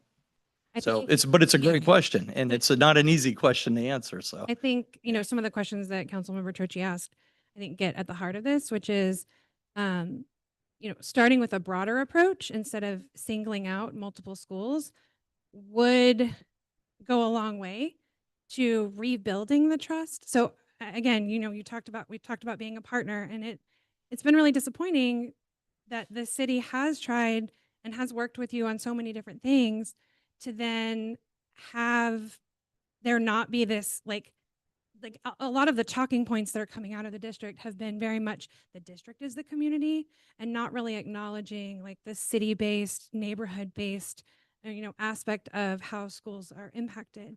And, I really appreciated Councilmember Reese's comments about transportation. It's not just a school choice. It's a broken system right now.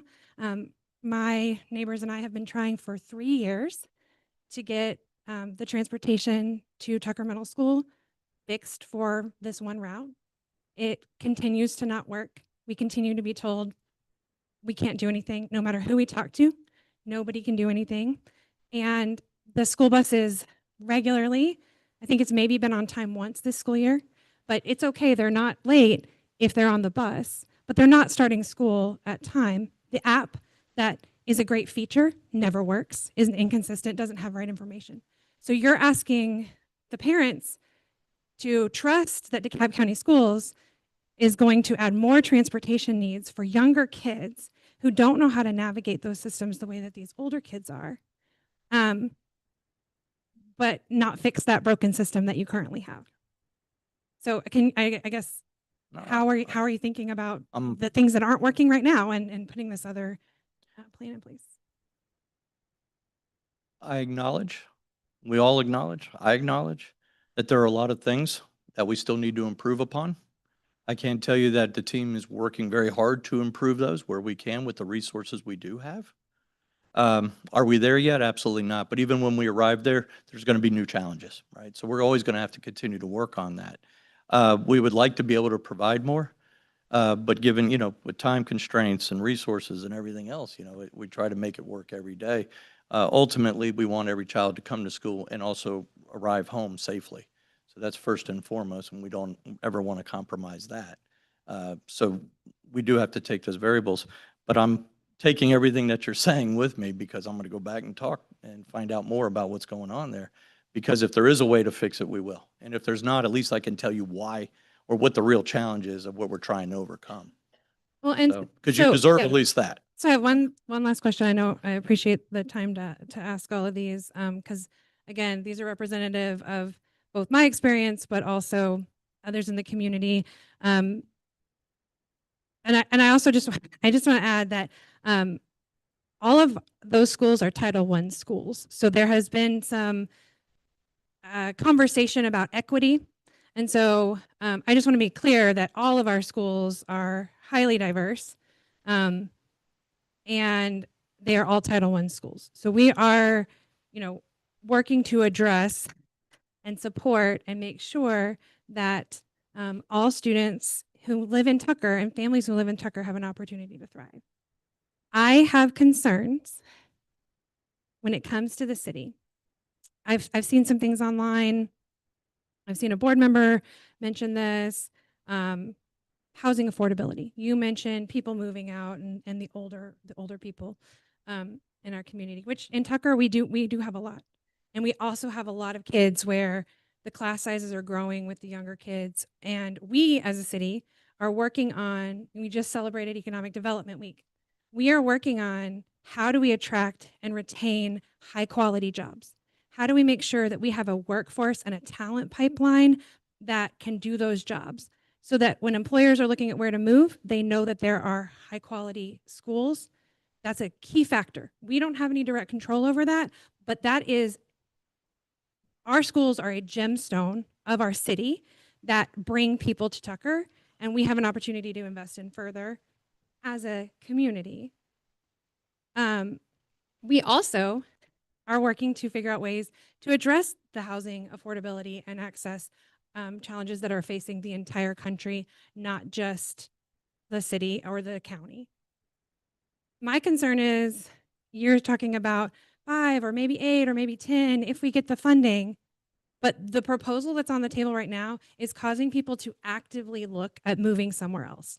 So we need, because we have so many seniors, we need young professionals. We need people who want to start families being able to move into Tucker. So many Tucker teachers have told me, we want to move to Tucker, and we are trying to figure out as fast as we can so ways to give them more options so that they can plant roots here.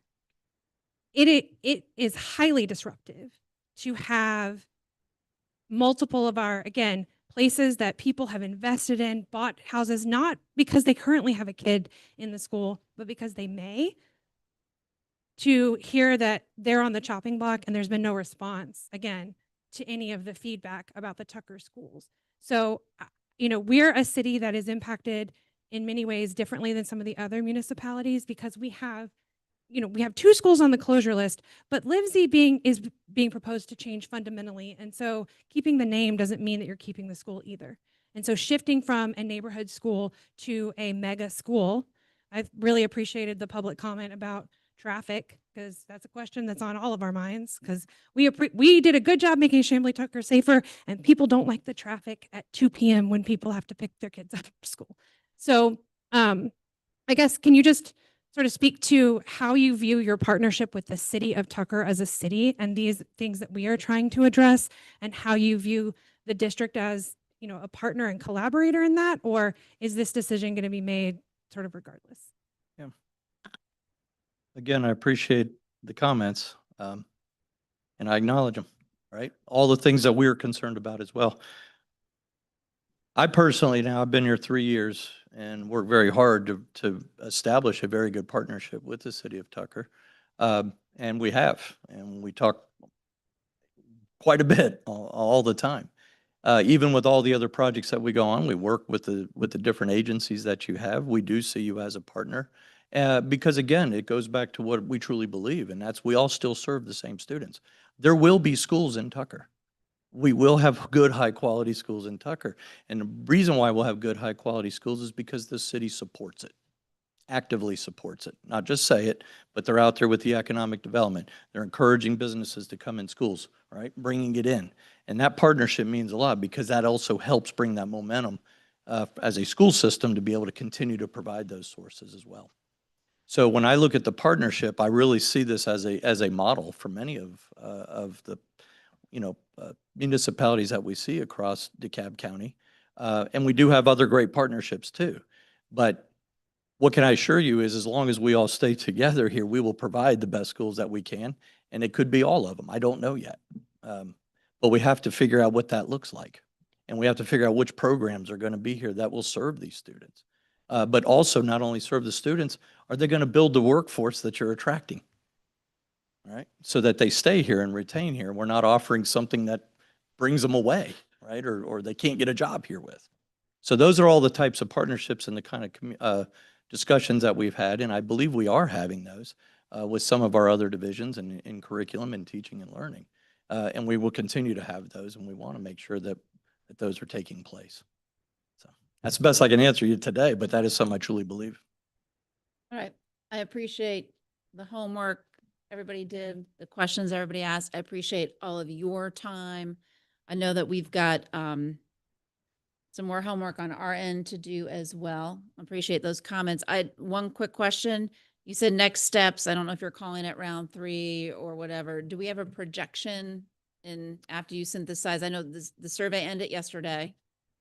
And so do we have a projection on when you may be coming out with?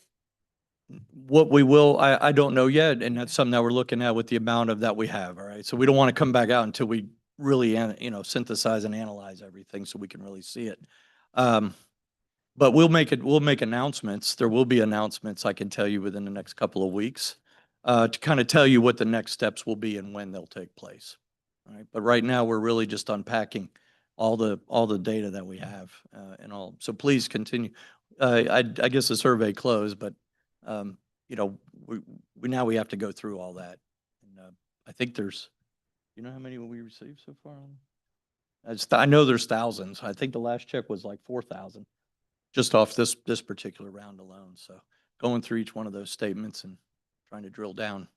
It sounds like I heard that our cluster maybe needs to give more specific feedback than just save our smaller schools. Always helpful. Okay, Always helpful. very good. All right.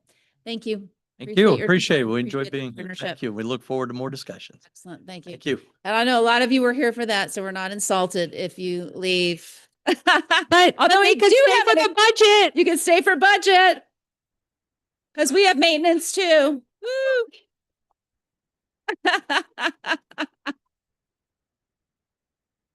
Madam Mayor, can I take advantage of this Yes, pause here to bring something to your attention? yes, The next item on the agenda is approval of the agenda. yes.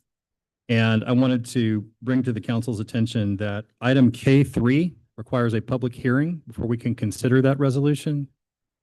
A public hearing was advertised for this resolution in the Champion on both March 12th and April 9th. Excellent. So I just wanted to bring that to your attention. When we get to that item K3, we will need to hold a public hearing before consideration of that resolution. And I would ask that you formally, in approving the agenda, make that change. Okay. You got that, Mayor Pro Tem? All right. So she's gonna have two changes for y'all, so pay attention. Two changes coming up on the agenda. So I'm sorry. So I'll go ahead and set that up. Okay. So just real quick, K4, so excited about our Tucker Youth Council, but there's a little bit more refinement. So it's going to come back to us in May. And like we said, it kicks off in the fall. So we've got a little bit of time to play with that. So we're going to, I'm going to ask in the motion that we remove K4. So I see you all marking it up. So, you know, now 5 becomes 4, 6 becomes 5. You know, you're doing all that for me. You're going to keep me in line on that. And then we're going to add a public hearing to K3. Mm-hmm. All right. Okay. Do I need to note the public hearing? Yes. Mm-hmm. Okay. All right. All right. Can I get a motion?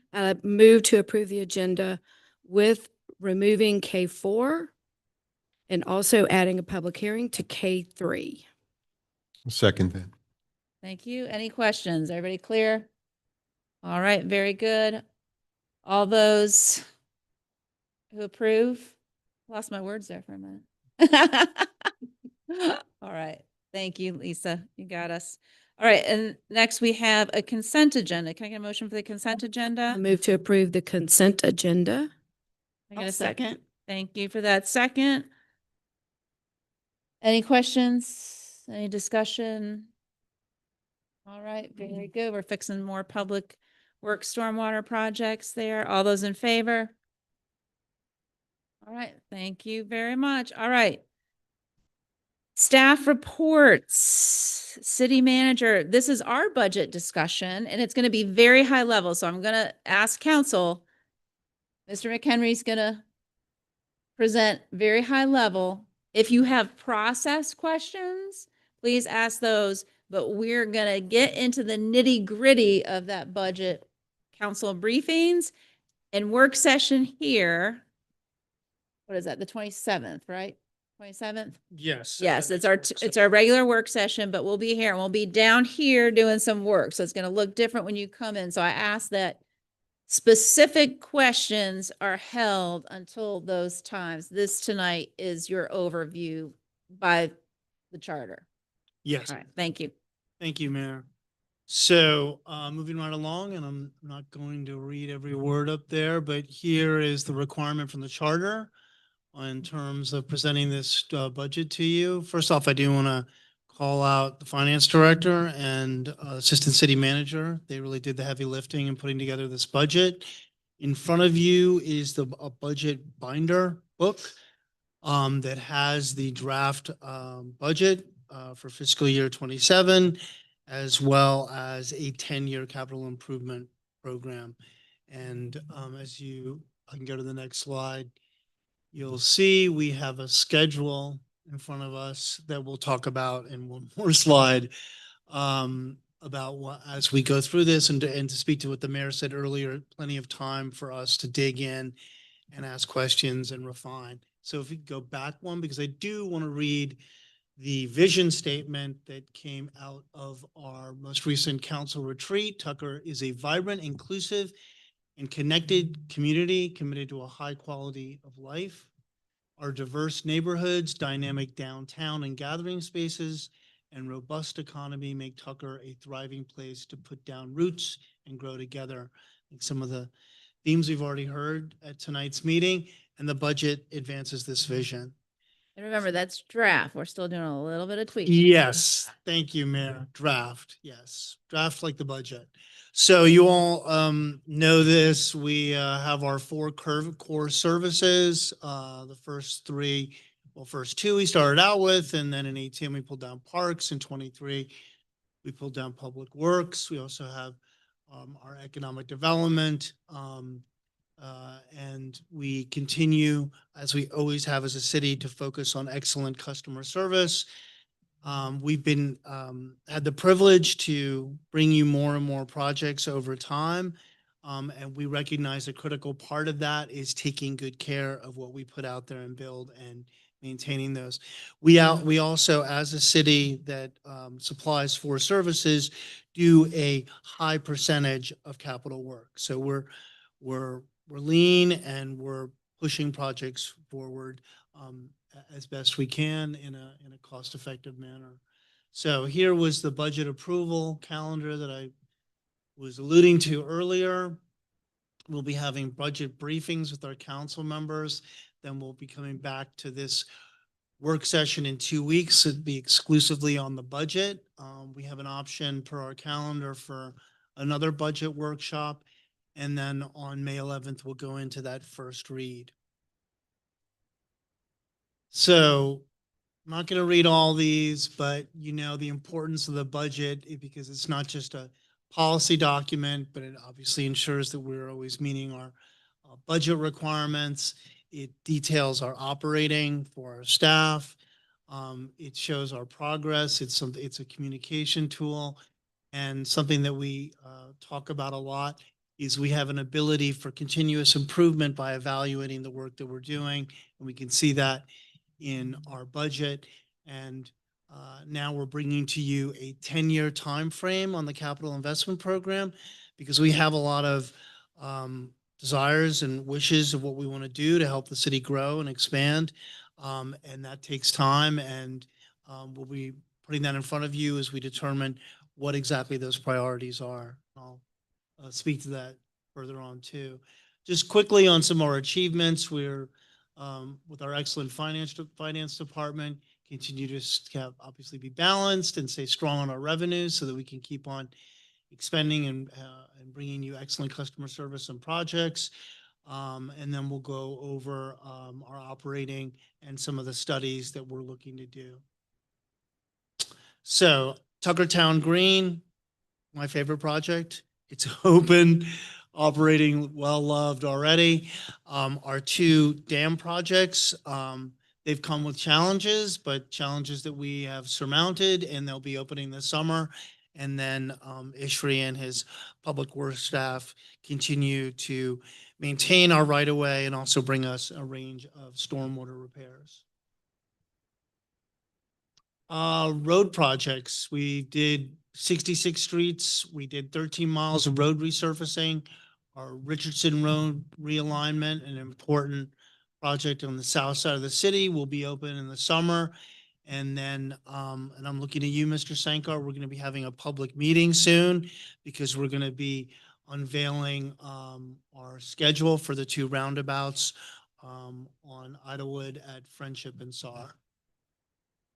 And we also have done a number of work orders and over 670 stormwater related projects. Thanks to Ishri and his team.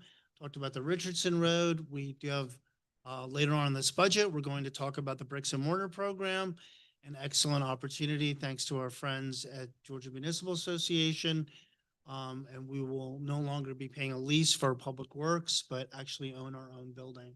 And that is exciting. Sidewalks and trails. These are some of the big sidewalk projects that are very close to going into construction. Tucker North Lake Trail, I think it's 2.8 miles, but it's a complicated project, but we are really making a lot of progress in terms of design. And then we'll be moving into the next phase and looking at further grant opportunities. Okay, our great events. We talked about our economic development staff and all the great work that Erica and Angela do for us. Not going to run through all of these different events that we have. You can see the Tucker Restaurant Week shirt there. We will continue to supply these, and it's a great way for us to have great outreach to the community. I think the mayor and I were at the excellent concert this weekend in Tuckertown Green. Okay, our Marshal program, our excellent marshals, they're doing, keeping us safe here and at Municipal Court and at Tucker Rec Center. We have been pushing out our loitering ordinance and enforcement program. We continue to have excellent clean audits. We will have a city gateway sign shortly over there on Lawrenceville and Montreal.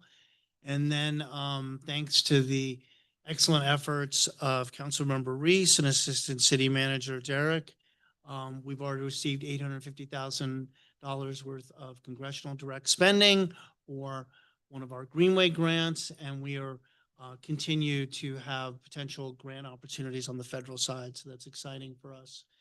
New venture. 33 ribbon cuttings, 228 business retention efforts, 106 business touches. We continue, of course, to always support our local businesses and grow our economy, and then look to bring further businesses into the city of Tucker. Major projects underway. I touched on the roundabouts. We have Rosenfeld Park improvements coming in terms of tennis and parking. We have, Emery, I'm looking at you. We have our Hugh Howell and Mountain Industrial Boulevard intersection project coming forward at the Steve Henson interchange. That's very exciting. It'll be a huge safety improvement for the corridor. And then we continue to do design work on our trails at the South Fork Peachtree Creek Greenway and Greenway Connector. And I'm losing that last part there, but we continue to move forward. Here is the budget, roughly in the $25 million range, and there are large revenue sources, property taxes, occupational tax certificate, franchise fees, and insurance premiums. And then when you go to the next slide for expenditures, you'll see where parks and, from a staffing standpoint, and parks is obviously our largest staff. And then, of course, we do transfer funding from our general fund to what I spoke to earlier, support our capital projects. And of course, we have our large community development staff, which includes zoning and land development and building permitting and code enforcement, and then the work that we would do with highways, streets, and right-of-way maintenance. Of course, we keep to our SPLOST applications, allocations, roughly $7 million in sales tax that we're getting from that program. And the combination of our stormwater utility fee, which is at $6 equivalent residential units, 8 equivalent residential units, thank you. And then the SPLOST allocation, we're able to allocate roughly $4.5 million towards stormwater improvements, which we are sorely needed and have done a great deal to improve our community. Definitely not going to read all of this. I'm going to let you hear is just a breakdown of our staff. We do have one request in this budget cycle, which is for the Parks and Rec general maintenance, so that we can move away from doing this through a third party and do it in a more cost-effective way in-house. And then there will be a cost of living adjustment proposed for staff at 3%. So as you all know, the number of folks have been out to our excellent hikes in Henderson Park as we do the Henderson Park Master Plan through Cooper Carey. That's already underway. the community development staff, I believe it'll be led by Grace Chang.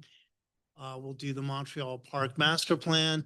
And then, nature of us being very busy with our, transportation and trail master plan and other planning efforts, we are now going to be able to do our downtown master plan and Tucker Rec feasibility study, which were both previously funded, budgeted, and then a community-wide survey. Capital budget planning, very important. This is what we're showing for fiscal year 27. What you have in your binder will obviously detail that, but it'll also show you that 10-year time frame for how we're going to do projects over a longer period of time. And there we have the MIB 78 intersection I talked about. Obviously, resurfacing is very important, and we continue to make improvements in that regard. The Hugh Howell Rosser Road, Henderson Park Yellow Trail, Greenway Connector, and Rosenfeld Park improvements are the largest in that capital budget planning. And coming around the horn here, we talked about the 10-year capital improvement plan. Obviously, it is balanced, and it's something that we're looking to do in this budget cycle. So you'll be approving both your budget and the capital improvement program. And then I believe this is my last slide here, which will just show you our next steps. We'll be here again in 2 weeks, just exclusively discussing the budget. We're going to be meeting with council members together to go over and refine. Not together, because that would be a public meeting. Yes, when I say together, Mayor, thank you for correcting me. Everybody. What I meant to say is not individually, so as in like That's right. 2 people. Or maybe 3 people, but never 4 people. And we will continue to focus on our grant opportunities. And then what came out of our council retreat was a prioritization of some of those big ticket items that we're looking at. Because obviously you cannot afford to do everything all at once. And that includes like the construction of the North Lake Trail, potential new rec center, and then other large transportation improvements. So thank you. And again, thank you to all the hard work that staff did in pulling this together. Yeah, I see a lot of collaboration this year on that budget, so we appreciate you guys. Real quick too, the public can find it where on our website? Because I know it's posted on the website. The budget. Yes, section, the budget will finance certainly page, be posted on the website. Thank you. Finance page, under budget, fiscal year 27. I know that's confusing, but we run July 1 to June 30th. So we're entering fiscal year 27. And then a physical copy is also here at City Hall. And where is that going to be located if somebody wants to come in and see that? Could be in the clerk's office. City clerk's office. Yes, you would come to the city clerk's office. We can provide that. Okay, excellent. So I want to make sure we reiterate that. All right, process questions only, not nitty gritty detailed questions. We got to keep moving, y'all. All right. Okay, I promise I'll be fast. One is I understand the budget being where it is on the website. Can we have a high level quick explainer or something that points from the main page to that? So if people just went to the City of Tucker website, they wouldn't have to click down. So I'm just throwing it out there. It'd be great. You don't have to answer it, but is there a way to point it? No, so you can actually get to it in one click. Okay.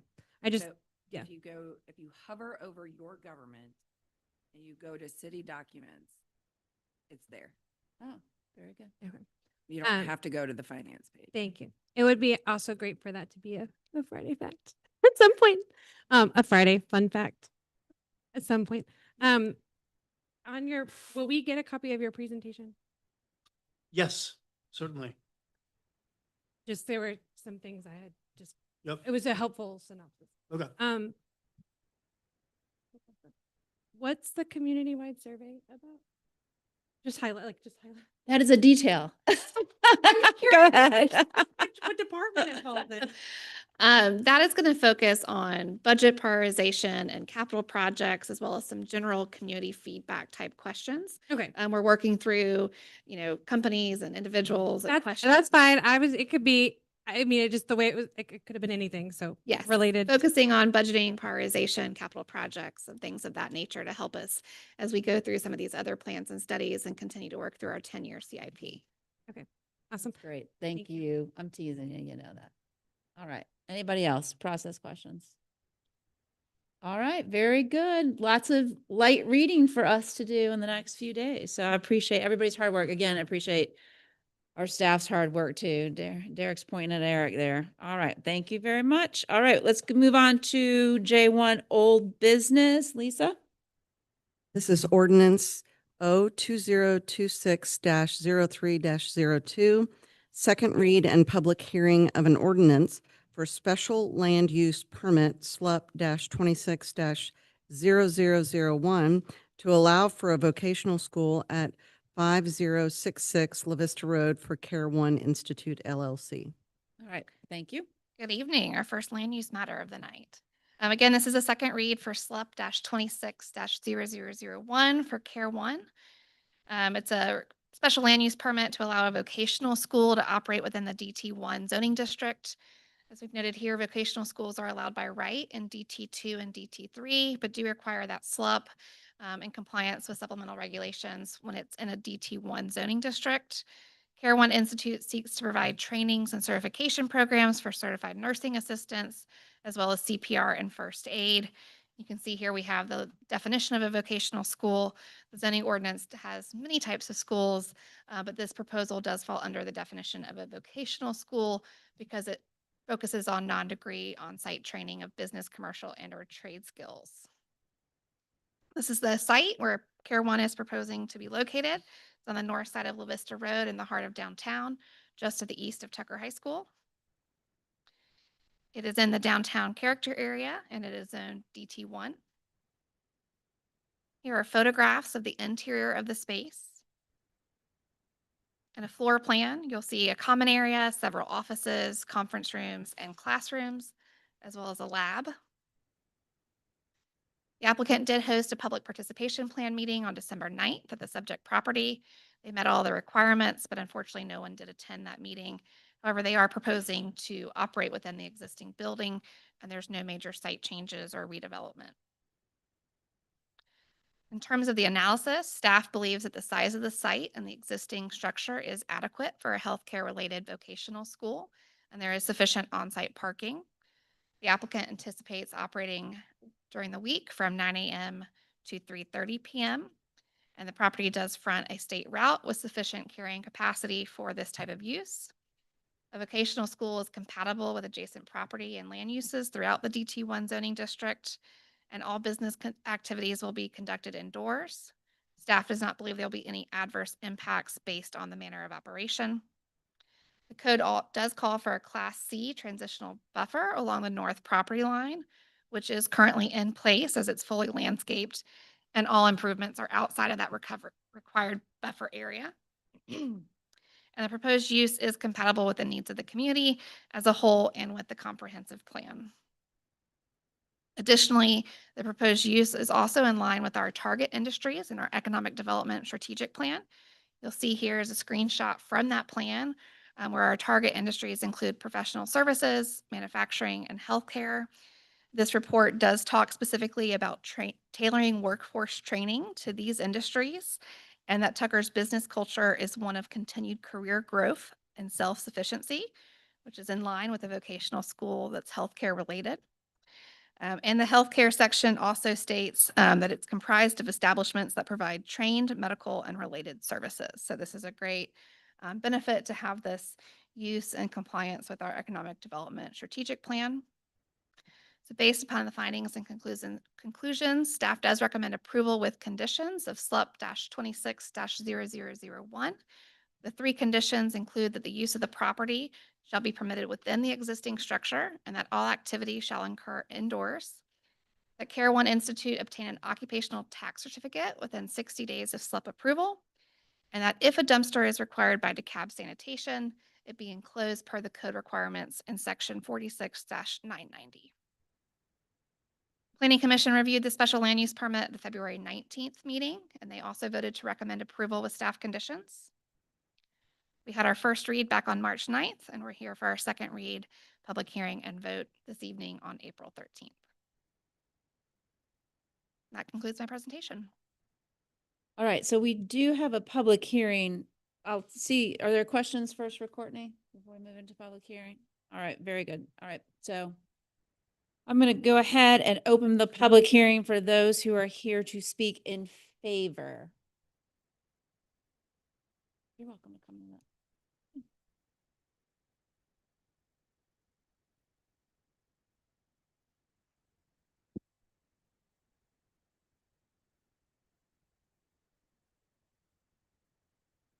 Good evening, everyone. Well, a long evening. but Thank you for your yeah. patience. We're here for the third time, and I am Nadine Johnson, the owner of Care One Institute. And Care One Institute LLC is proposed to be a vocational school training mainly adults with life skills, which will help them to engage in the workforce, which is in line with the comprehensive plan for Tucker. This process has been an extensive one that I don't think we were prepared for, but we have certainly stayed the course. All classes will be conducted inside. There was no development, like we didn't have to do any addition or structural changes to the building, and it's able to house the school the way it is already developed. The setup that we showed the pictures are just the interior that we have set up waiting to be approved to be able to have. That's it. Thank you. Hang out in case we have some questions. You can sit right up front. All right, we're still in the public hearing for those who are here to speak in favor. Do we have anybody else here to speak in favor? All right, seeing none, I'll close that portion of the public hearing. I'm going to open the public hearing for those who are here in opposition. Is there anybody here in opposition? All right, seeing none, I'm going to close that public hearing. All right, any questions, comments? I know we've heard that before. Okay. All right, can I get a motion? Okay. Fun Tucker business. I would like to make a motion to approve ordinance 2026-0-03-02, the special land use permit for the vocational school at 5066 La Vista Road for Care One Institute. Second. All right, hearing a motion and second, any discussion? I just want to say thank you for bearing with us and for sticking with Tucker. Can I ask for just a clarification if the gentlelady's motion includes the conditions as recommended by staff? Okay. Yes, I would like to amend my motion to include the staff conditions that are recommended. Second. All right, very good. Go ahead. Oh, I mean, that's all I was going to say is thank you for sticking with Tucker, and really excited to have more training options, continue to be here and grow. All right, ready for a vote? All those in favor? All right, that's 7. Thank you. Thank you very much. Thank you for your investment in Tucker. We appreciate you. Thank you. All right, and thank you. I see you out there hiding behind that column. All right. I see you. All right, J2, Lisa? This is ordinance 2026-03-03, the second read and public hearing on an ordinance to amend the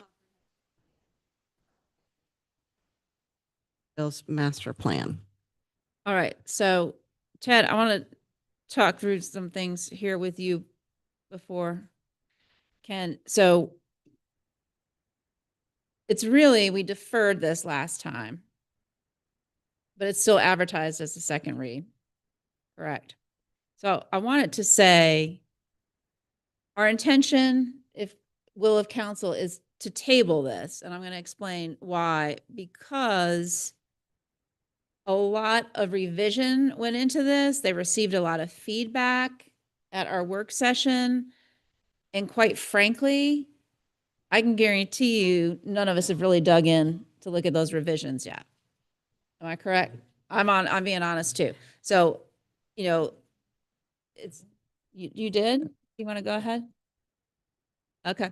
So I think we all need a little bit more time. It's important. It's an important plan. There's nothing that it's gonna, transpire tomorrow. However, because we advertise this as a public hearing, if there are people here to speak, I'm more than happy to run that public hearing. So can I just see hands? Anybody here to speak on it? Okay. So Ken, did you have anything to say about this? I know you sat here. Okay. Are there any questions for Ken before I make a motion to table this?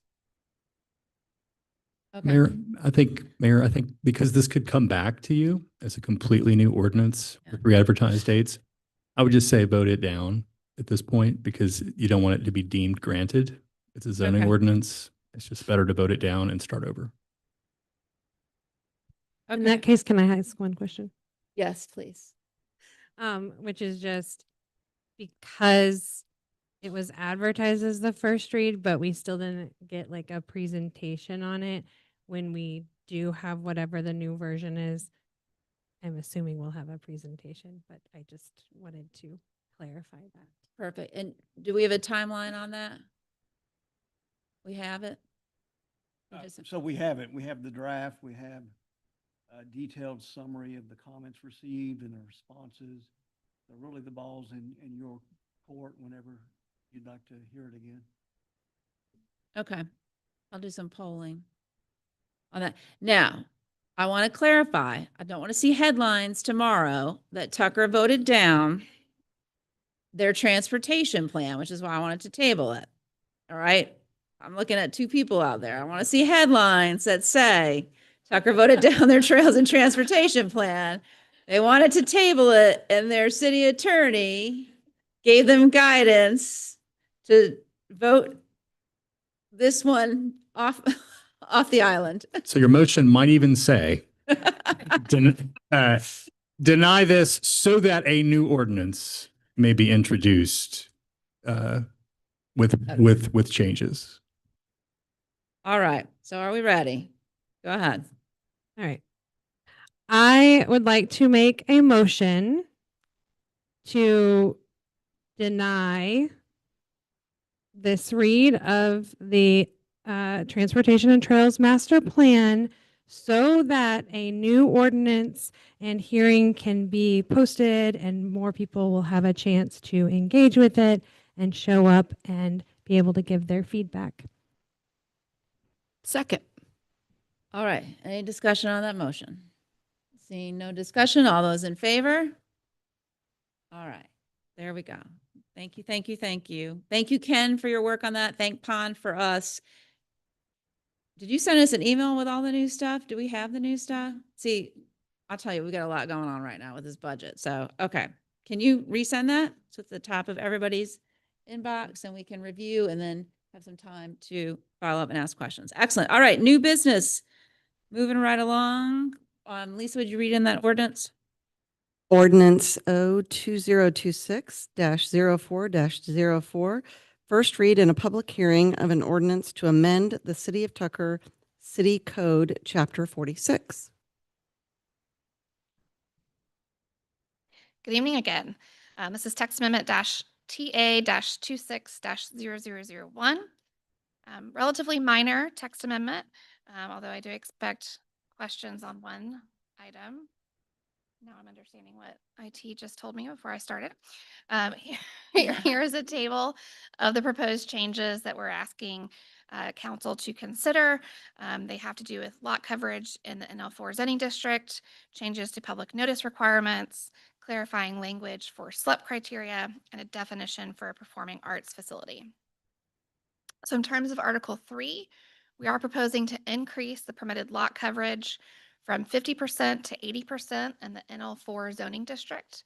We're recommending this to be in compliance with the comprehensive plan, which calls for an urban high-density area, as well as to align the NL4 zoning district with our other LH and DT zoning districts. When NL4 was first created, it was created for one street, and that was Vistadale Court.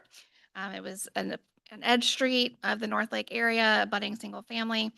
However, that zoning district has since been rezoned to other places in North Lake, and I imagine it would be used other places as well because it is the only zoning district that allows for townhomes, and we know housing is a priority. And 50% lot coverage for a townhome development is very low. You can see here some comparison charts showing that the lot coverage in all of our DT and LH zoning districts is at either 80 or 90%. So we're just trying to align those numbers and make it a little bit easier for townhomes in the NL4 zoning district. And hopefully expand housing options in the future with another larger text amendment. In terms of Article 7, we're proposing to make two changes. The first is to reflect the public hearing requirements for our zoning procedures law.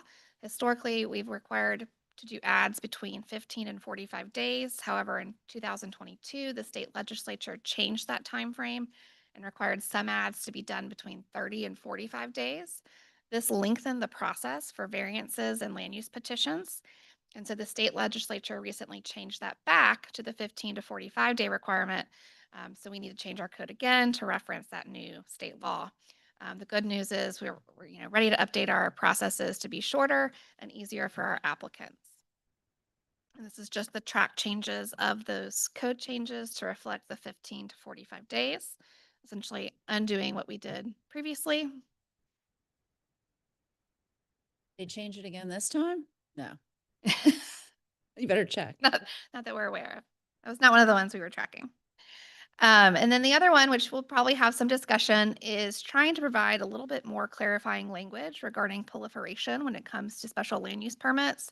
This was something that council discussed repeatedly in our North Lake area as it related to several SLUPs and whether or not you should consider proliferation across the street if it's in a different jurisdiction, but the same character area title, right? So for example, Tucker, North Lake area has a town center character area. DeKalb County, which is right there as well, also has a town center character area. And questions were asked about, do we hold the applicant and the analysis to our character area or any character area of the same name? And so staff did make a recommendation to add clarifying language to number 19, stating that whether the proposed use would result in a disproportionate proliferation of that or similar uses in the subject character area within the city of Tucker. So this would really only impact applications in North Lake, but it would provide that clarifying language that we're looking at the City of Tucker comprehensive plan and its character area. And then in Article 9, we're proposing to add one definition, which is for a performing arts facility. This is a use that is in the use tables consistently in Articles 3 and 4. However, it's not defined in Article 9. We've had an increase in the number of performing arts establishments that have wanted to open in Tucker recently, which has been great. And so we found a need to clearly define that, especially because a lot of these performing arts facilities are interested in renting out their spaces to either other performing arts types events or special events such as weddings, birthday parties, things of that nature. So you can see here we've got a pretty broad definition that really captures various art forms such as live music, plays, dance, theater productions, stand-up comedy within an enclosed building. And it also references that performing arts centers may be rented out to other groups and organizations so long as the event rentals comply with the definition herein. And then we've just tagged this definition with the actual name in the use table, which is theaters with live performances, assembly or concert halls, or similar entertainment within an enclosed building. Performing arts facility is just much shorter and easier to find when searching through the very lengthy Article 9. So staff recommendations and next steps. Staff obviously recommends approval. This application did go to Planning Commission where they reviewed it and they did recommend approval with the exception of the proposed changes to the SLUP criteria for proliferation. They stated that they would prefer to have more flexibility and would like to see that SLUP criteria stay as written. So we're here for our first read this evening with the second read scheduled for May 11th.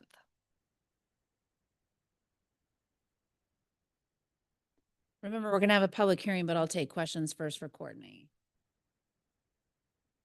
Um, Thank you for this. I have several questions. I'll try to go in the order you presented.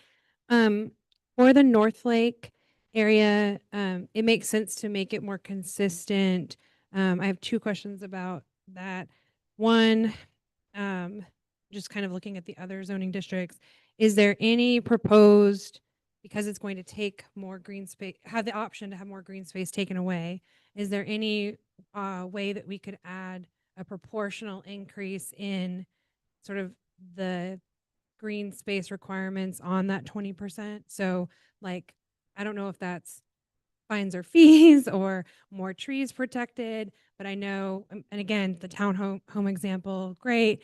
We've seen lots of places where, you know, they've managed to get around the rule about preserving trees. And so I want to promote density and development, but do we have any options to kind of think about what the way to have the sustainability green space piece be more extra enforced, I guess, on that 20%? Yeah, I think you're asking about more concentrated green spaces that are more usable versus narrow stretches of green space. It could be anything. I mean, honestly, I don't necessarily care if it's, I don't know. I am thinking more the number of trees, like I'm thinking specifically about trees because I know several of us have brought that up before of like wanting to increase the percentage of trees that have to stay on a lot in development, for example. And so I'm just, if we're shifting up to 30% difference, there's, yeah, I think it's more about the overall lot coverage than it is like whether it's strips or concentration. I would like to see us do both. Yeah, I think in regards to this text amendment, just in the moment, I think one option would be to either decrease this to maybe 70% and have additional green space there. If you want to do it more broadly, I would recommend doing it with maybe a different text amendment where we look at all the zoning districts as a whole and apply it to downtown Lawrenceville Highway and all of those consistently, where we're getting that additional green space citywide. So that's a great idea. And that goes to my second part of that question, which is, you mentioned opportunity for housing later. And I know one of the things that, I've been excited about since we passed it and have been hopeful to figure out, particularly I would say in the North Lake area, but also kind of some around La Vista, is like how are there options to take what we did on Lawrenceville Highway and apply it in other parts of the city where it would be like one-to-one, comparisons and relevant to those areas, like transitional density and things like that. And so my question was about how quickly we could move on those sorts of changes within this process. But yes, and then I would add, I do think that we should be comprehensive on our green space requirements. I would be concerned about not waiting too long, and so changing the lot coverage requirements, and then somebody, moves to build or something and then isn't, held to the green space changes that we might make at a future date. Okay. Yeah, staff's done a lot of thinking about the housing studies and the ULI report. And one of the things specifically is how do we create more transitional areas around our downtown, our North Lake? And so having transitional step downs that would allow a more diverse range of housing types. So, perhaps we could do a work session or something like that where we look at potential changes. I've also proposed money in the FY27 budget for code audits. That would be an opportunity as well to kind of look at changing the regulations. And then so the proliferation one, which I know you said you were going to talk about. It's a good discussion. So I want to make sure that I understand, and I'm just going to use like a recent case so that we can, because like you said, North Lake area. So auto uses. So as it was interpreted under that was city of Tucker counted as proliferation, but a business right outside the city in the county did not. So does this recommendation from staff basically codify that approach? Yes. Okay, so the idea would be making it stand in the code that we could not consider as council anything outside of the Tucker city limits when we were talking about if a business is proliferation or not. If you choose to do so. This was just a starting point. One of the things that was mentioned before is we can't control what happens on that other side of the line. It may be the same name character area, but it's a different zoning district. There's an overlay. It's a different authority. So we can't control whether it's permitted by right or requires a SLUP. And so the starting point was to clarify within the city of Tucker. But Planning Commission recommended striking that and moving forward with the rest of the text amendment with no changes. I would just be curious for us to discuss like maybe a middle ground between not doing anything. Cause I do think that I know I've heard from a couple of folks that we do need some clarity around proliferation. I think it may just be the question about how. So it may be, is there a way to get more descriptive by what we mean, you know, by proliferation, look back at what the, cause it's only for certain types of businesses. So that, right? Anything that has a SLUP has this criteria. So Care One, other applications that require a SLUP, you look at proliferation, but nothing else. Yeah. So I guess that's what I'm getting at too, is like, it might make sense for us to look at, again, what requires a SLUP and how we define those businesses when we're talking about what we mean by proliferation. Cause I think it feels like there's a little of like, you know, when you see it, which I know we can't legally like go through, but I'm just wondering if there's a way to get a little bit more specific without I having can it pull a be list of quite the so- uses, and that way you can see what type of uses you're looking at proliferation with. Yeah, that would help me. And then of course you have the distance separation supplemental as well. So that's a completely different factor. Would our city attorney agree maybe the broader definition leaves more room? I would actually, at the risk of disagreeing with our incredibly accomplished community development director, if you're asking me, I would not adopt that language. I would give yourself as much discretion as possible to look at proliferation both in the city and to adjoining jurisdictions. Yeah, that was my interpretation in that last case that we had, was if it's a character area, it's a character. If it's across the street, it's across the street. So, okay. Thank you for that. Yeah, and again, just following up, you know, there was a lot of discussion and questions, and so yeah. trying to have that discussion and figure out where we want to be as a council, and this is just a method to do so. I think some people By no might means been have to vote. asking for it, but not understanding the implications of it. So I'm glad that we're talking Just, yeah. that through, because sometimes it sounds good, because it might give us an easy way out, we think, on voting, but there could be more down the road that it causes more trouble. So that's always good. Anybody else down here? Councilwoman?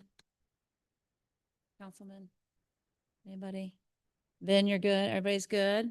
All right. So you go towards the end of a long evening. Nobody has questions for you. No, I'm teasing because we're going to hear this again, but we got to do a public hearing. So I'm going to go ahead and I'm going to open a public hearing for all those in favor of these potential changes. All right, seeing none, I'm going to close that. I'm going to open public hearing for anybody who's here in opposition. Seeing none, I'm going to close that public hearing, and we will take this up again May 11th. Very good. Thank you. All right. K2, Lisa. This is ordinance O2026-04-05. It's the first read and required approval of first read of an ordinance to amend Article 4 of the City Charter Municipal Court. Good evening, Mayor and Council. What you have before you is an ordinance that would amend the city's charter and make revisions to Article 4, which deals with municipal court. I'll talk in a minute about some of the unique things about an ordinance to amend the city charter that have some different procedural steps, but basically, I've included a red line that shows you the changes. The most significant change in this revision in this ordinance is to change judicial terms from 4 years to 2. That was, started looking at this section because the terms of all 3 of the city's sitting municipal court judges are up at the end of May. And so it was time to make for the mayor to bring before you new nominations for those positions. So we took a look at this section of the city charter. State laws written in a way that gives the default is sort of 2-year minimum terms for municipal court judges. Most cities in Georgia have 2-year terms and went from 1 year to 2 year when that law was updated a few years ago. But there are some that have 4, and it's really up to you what you think is appropriate. I would say that however you come down on that, there are other changes here that I think are some good housekeeping changes that we took advantage of this opportunity to make. I'll very quickly walk you through the red line. In section 4.01, I've stricken through chapters that are mentioned there that aren't relevant to municipal court. In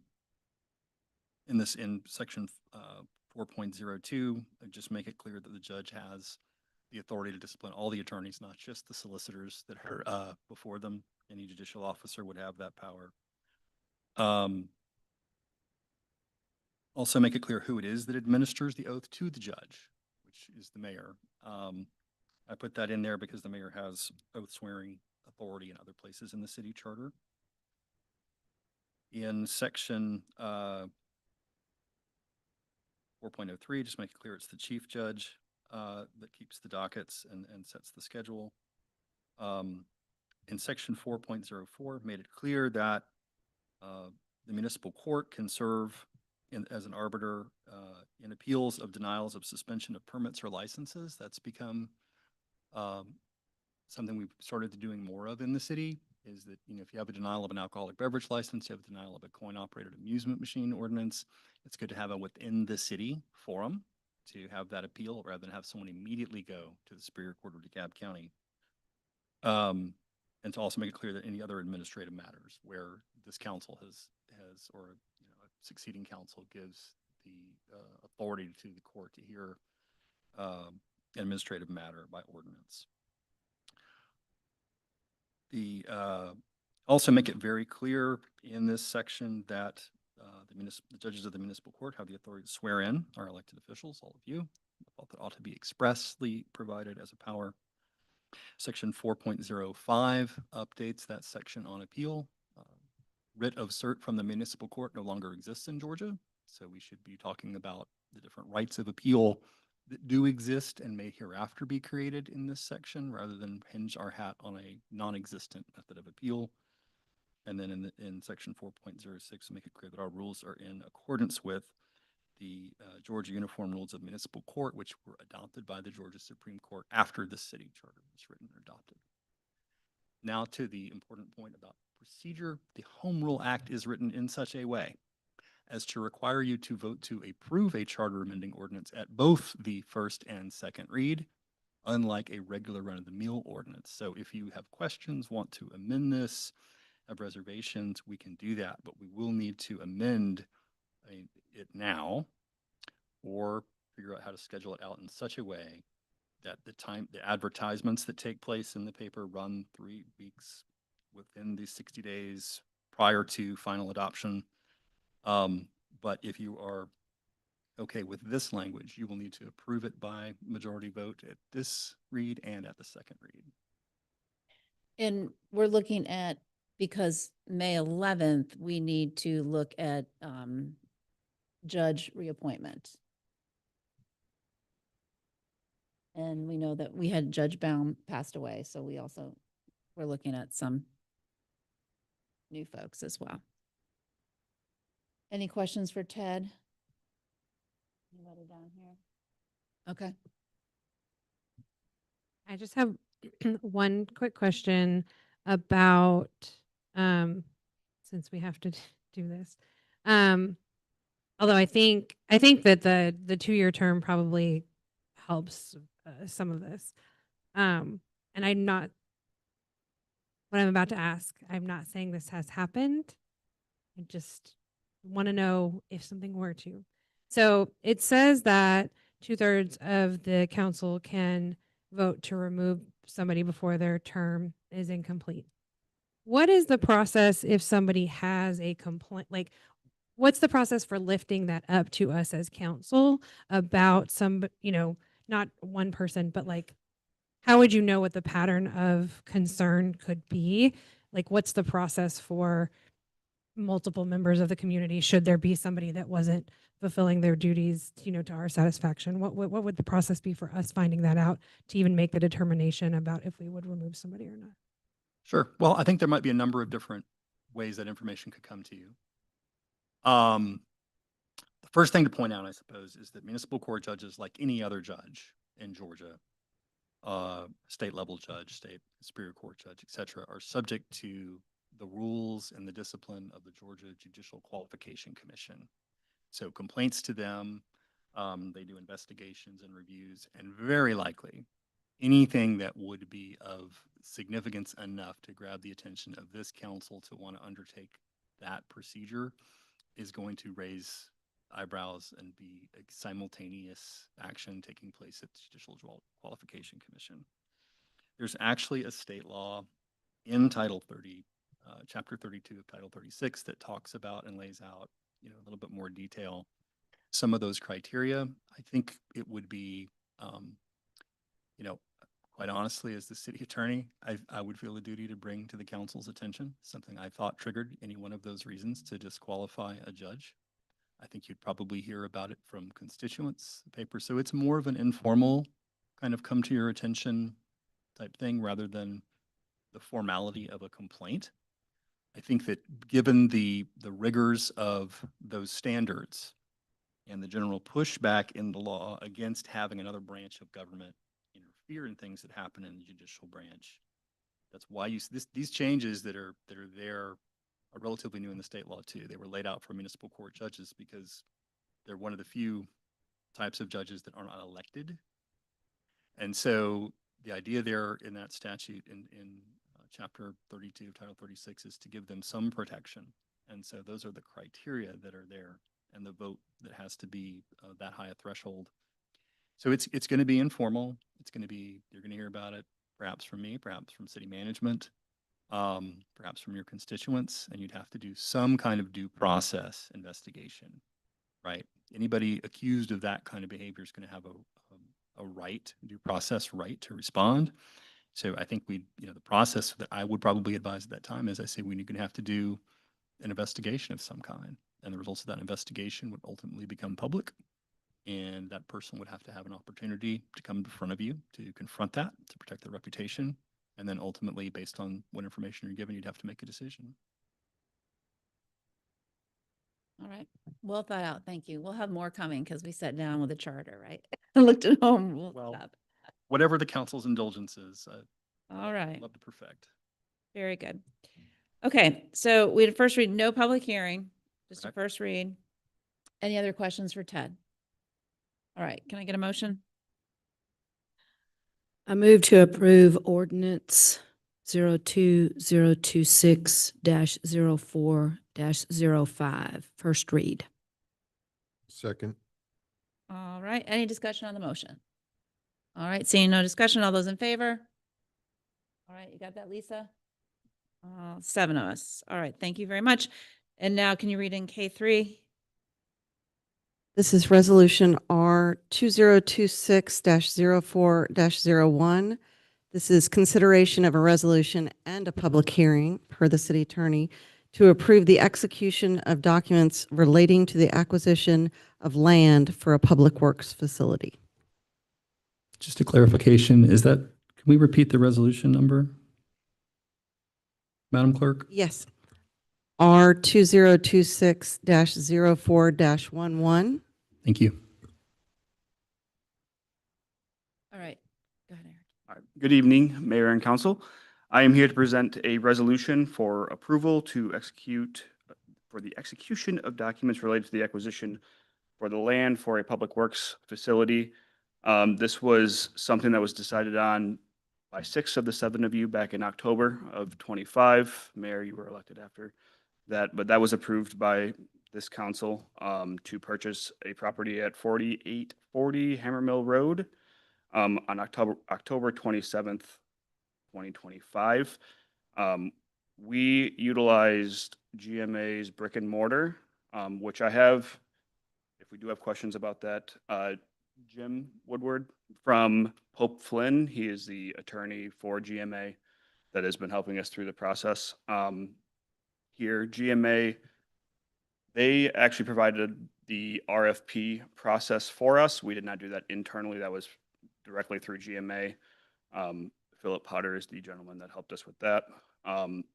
We had 3 responses. The best rate that we had was a 10-year 3.98% annual interest rate. And we have come say, here we're, as a staff, we're recommending that we approve the resolution for the Synovus. It's actually now Pinnacle Bank. They've been acquired recently. And then do we have any questions about any of the process or the brick and mortar program that Jim could potentially help us with, or Ted? Ted is the closing attorney as well for us. All right. And Jim, thank you for being here. You all don't know, he's well respected and well known across the state as a bond attorney. So we appreciate you being here. Any questions? Down here? Any questions? All right. Any questions? It's not so much a question, but I did find it really helpful when we got the presentation as council about the brick and mortar program. And so for the community, because I just know that we may get questions about like how this works, if we could get just like another little synopsis from you of explaining the difference in that program versus us taking on some other type of debt, since we haven't done that before. I think it would be really helpful.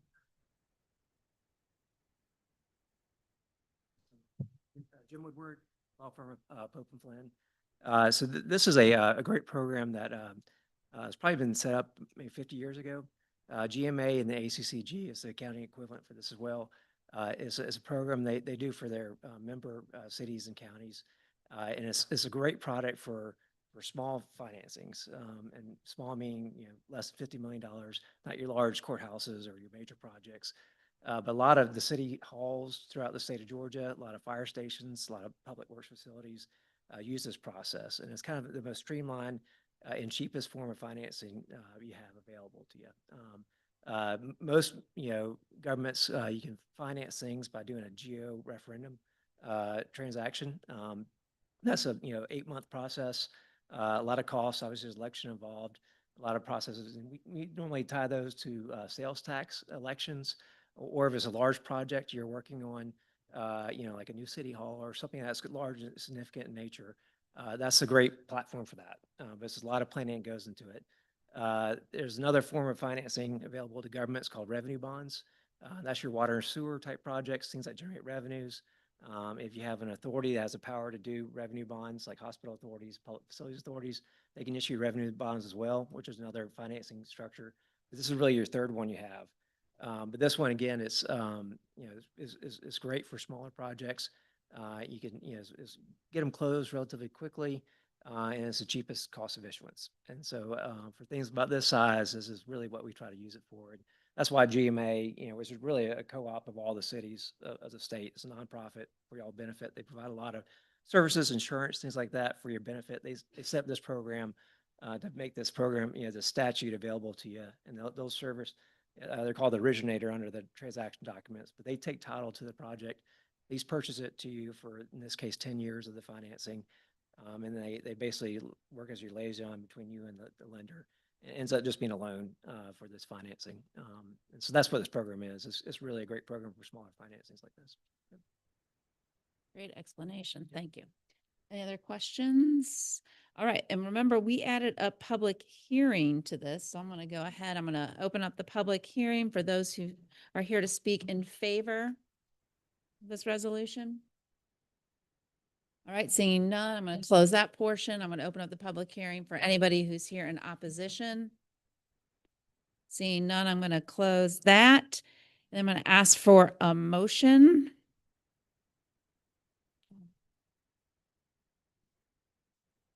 I move to approve resolution R 2026-04-11.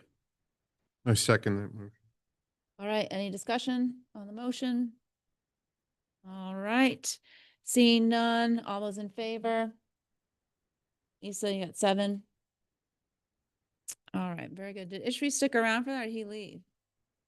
Uh-oh. Tell him we voted it down. He's probably watching. He is very, very good at that. Thank you. Thank you. Okay, remember, we changed the original K4, so now we're going to K4, which is the IGA. This is IGA number CID.2026.0.1. consideration of an intergovernmental agreement for joint funding of the North-South Royal Industrial Streetlight District with Tucker Summit CID.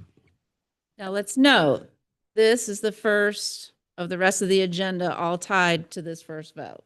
All right, very good. All right. Good evening. We're gonna take you home here. We got a couple of good incremental pieces that all fit together to create one picture as we look at the streetlight district this evening. So, just a little bit of a recap. On February 2nd, which was a weird special called first Monday meeting. So, you look at the date, you may think, well, we never meet that early in the month. February 2nd, we presented on the Tucker Summit CID's Streetlight District application, which they provided to the city, and we discussed the history of the project. That's something that's been ongoing for a number of years. We're very thankful for the legwork they put in and how seriously they view this issue and everything that they brought to the table through that process. And from that conversation, staff received clear direction from you all on the means and methods and how we want to move forward with establishing a streetlight district. Of course, we were directed to bring a project that matched the city's budget, ruling out the creation of a district that was equal to the size that the CID projected. Their estimate for the most recent estimate for that project was like 1.6 million, and that just wasn't going to be possible for us to partner on. After the February 2nd meeting, the TSCID met with staff, and we discussed and they proposed a smaller scope for a district based on their lighting study, the area of the greatest need, and of course, the city's available budget. So when you look at the city, there's a lot of streetlight districts. This color coding is actually indicative of cost. So these are not, each color is not a district. It's actually just kind of indicative of how much someone pays, 40 cents a linear foot, that sort of thing. There's one area here that glares at us. This is the industrial area off North Royal, South Royal, MIB through that area. And that's where we ended up focusing. So this is a map. This is sort of the legal map that we referenced throughout our process that shows the parcels that are going to be affected by the district and the parcels where we're counting their linear foot frontage to the roadways. And as a note, we're not using MIB as one of those roadways here. So some of the properties that front MIB, that's not considered part of the district. So there's lots of little intricacies here. But we've got 53 parcels that are joining this new district. Potentially, we've got 85 new lights in this district. In a couple of places, that'll be multiple lights on one pole, but in most of those places, it'll be one light, one pole. The capital cost of the project is $522,585 to install those poles. That is through fixed pricing with Georgia Power based on the PSC. And then we've got an annual operating cost of $30,355. The annual operating cost will be shared basically passed through the city to the property owners. And so they will pay for that based on the amount of linear footage where their property is up against the roadway that is where light is being provided.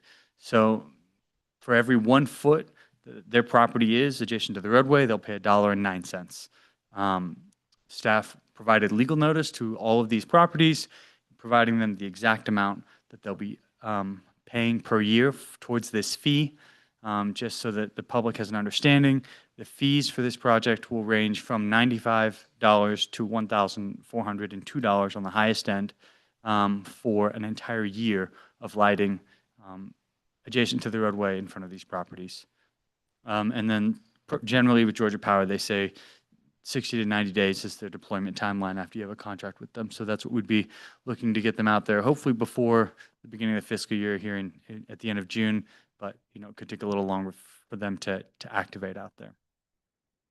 So this is a rundown of the district that was proposed by the CID and agreed to by the city as being within sort of, it's the most logical size we could select within our budget and with cost sharing that was appropriate.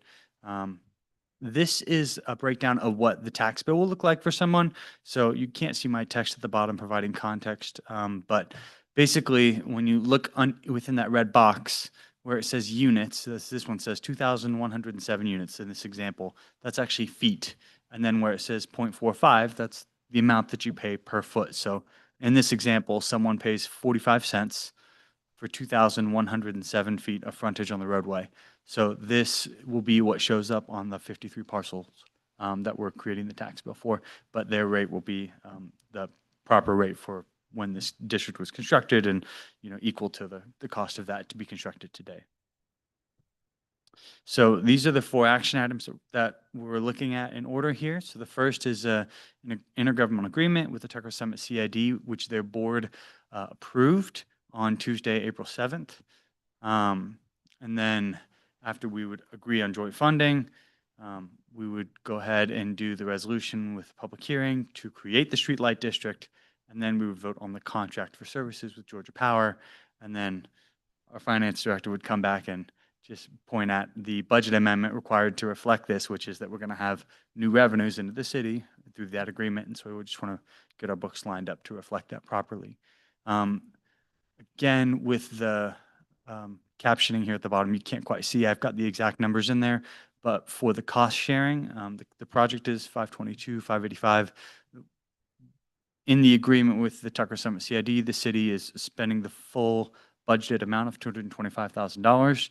And then the CID is picking up the rest of that cost, which is $297,585.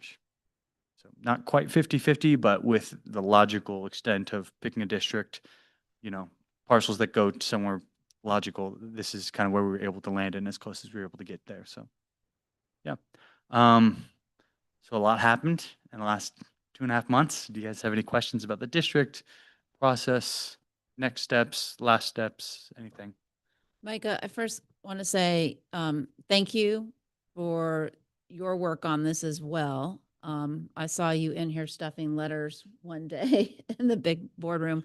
And so I want to point out that we were super intentional on sending legal notices.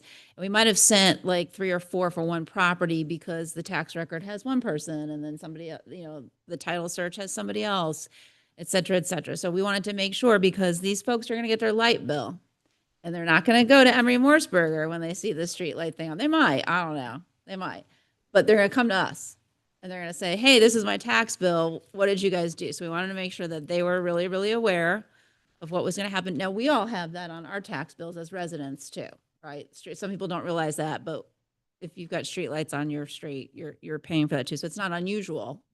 Some people were asking me those questions beforehand. And I also want to acknowledge all the work from the Tucker Summit CID as well, looking at this and coming to the table with us to say, maybe let's start out with this light district so we can move it ahead of time. So it's always good, and y'all know I'm big on this, but I like to get everybody around the table before we start on a project and talk through things, because sometimes things at first sound really, really good, but then there's all these other little things. And we did that last week on a dumpster somewhere, right? And you think, oh, it's just a dumpster, it's easy. But when you start to go through the motion and talk about how much people are being charged and this and that. So I would just keep in mind that that's always a good process for us to have when these types of projects come along with our partners. So I thank you for all your work on that. All right. Questions for Micah on the intergovernmental agreement? All right. I more have a process question. Sure. So since this is related to all of the things that we're voting on, before I get into questions, is the CID going to present at all, or is that part of the public hearing process? They can present during the public hearing. I think that's fine. I Yeah. I have some thoughts. I was just trying to figure out where to Okay. place them. So thank you. And we can ask questions during that if you wanted to, or if you've got, do you have questions on the IGA right now? Okay. Anybody questions on the IGA? All righty. Very good. Okay. So I'm going to get a motion for K4 for the IGA. Let me make a motion to approve IGA number CID 202601 for the intergovernmental agreement for joint funding of the North-South Royal Industrial Streetlight District. All right. I'll second. All right, second, very good. And then do I have any discussion on the motion? All right, seeing none, all those in favor? I see 7 of us. All right, thank you. All right, let's move on. All right, this is now item K5. Mhm. Resolution R 2026-04-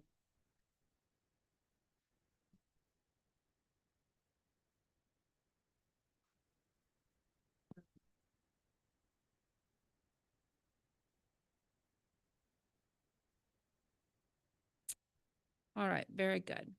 Anything else on this? Do you have anything else to present or anything else to talk to us about on that? Does anybody have any questions on this resolution for the Streetlight District for Micah? All right, seeing none, I'm going to go ahead. I'm going to open the public hearing. All right. I'm going to open public hearing for anybody who's here to speak in favor of the Streetlight District. Looked like you were beating Jennifer to it. Looked like she wanted to come on. All right, Emery, you're up. I'm Emery Morseberger, president of the Tucker Summit CID. Thank you all for all of the great work on this project. It's been a long haul, and we all learned a lot of lessons.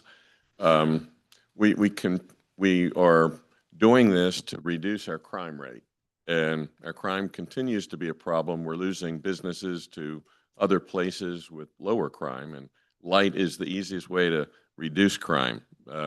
So this is the first phase of a larger project. This is about 30% of the project we're doing tonight, and I'm hoping we can keep going and finish this as soon as possible, just again to reduce the crime. But I want to thank you all. Thank you, staff, for all of the great work. Micah, fantastic, and John and the whole team, super lawyer over here. Great job getting this all done, and thank you. Thank you for your partnership and your investment in Tucker. We're going to get Ted and Kate, super lawyer. Good evening, Madam Mayor, Council. Is this working? Yes, it is. Okay. The only thing, and again, thank everybody for doing this. You know, we started this process 3 years ago, internally, getting signatures, speaking to people, preparing petition formats, working with Ken and staff to make that happen. It's been exhausting, to be honest with you. And I know Micah feels that way in the last 2 months, but it's been exhausting for us for 3 years or close to 3 years. The only thing I think that I'm going to add to Emery's presentation is that we'd like to be able to sit down with council, with mayor, with staff, with the city manager, whoever, to talk about how we're going to fund the next phase. Whether it's all of it, whether it's a piece of it, percentage of it, whatever it may be, I would hope that somebody, the city manager or issuer or somebody, will talk to us and let us know when is the right time to sit down with staff to begin that process, because I know we're ready to go. And so just let us know when that is, and we'll be ready to talk to you all. Thank you. Thank you. All right. Anybody else here in favor? All right, come on. Is there? First of all, I want You're to, good. Larry has done a mind-boggling job on this thing. I mean, their people got kicked out of places, and they went back and explained what this was going to do and got people to sign up, and we have the majority of our properties signed up by far, and it's been a long haul.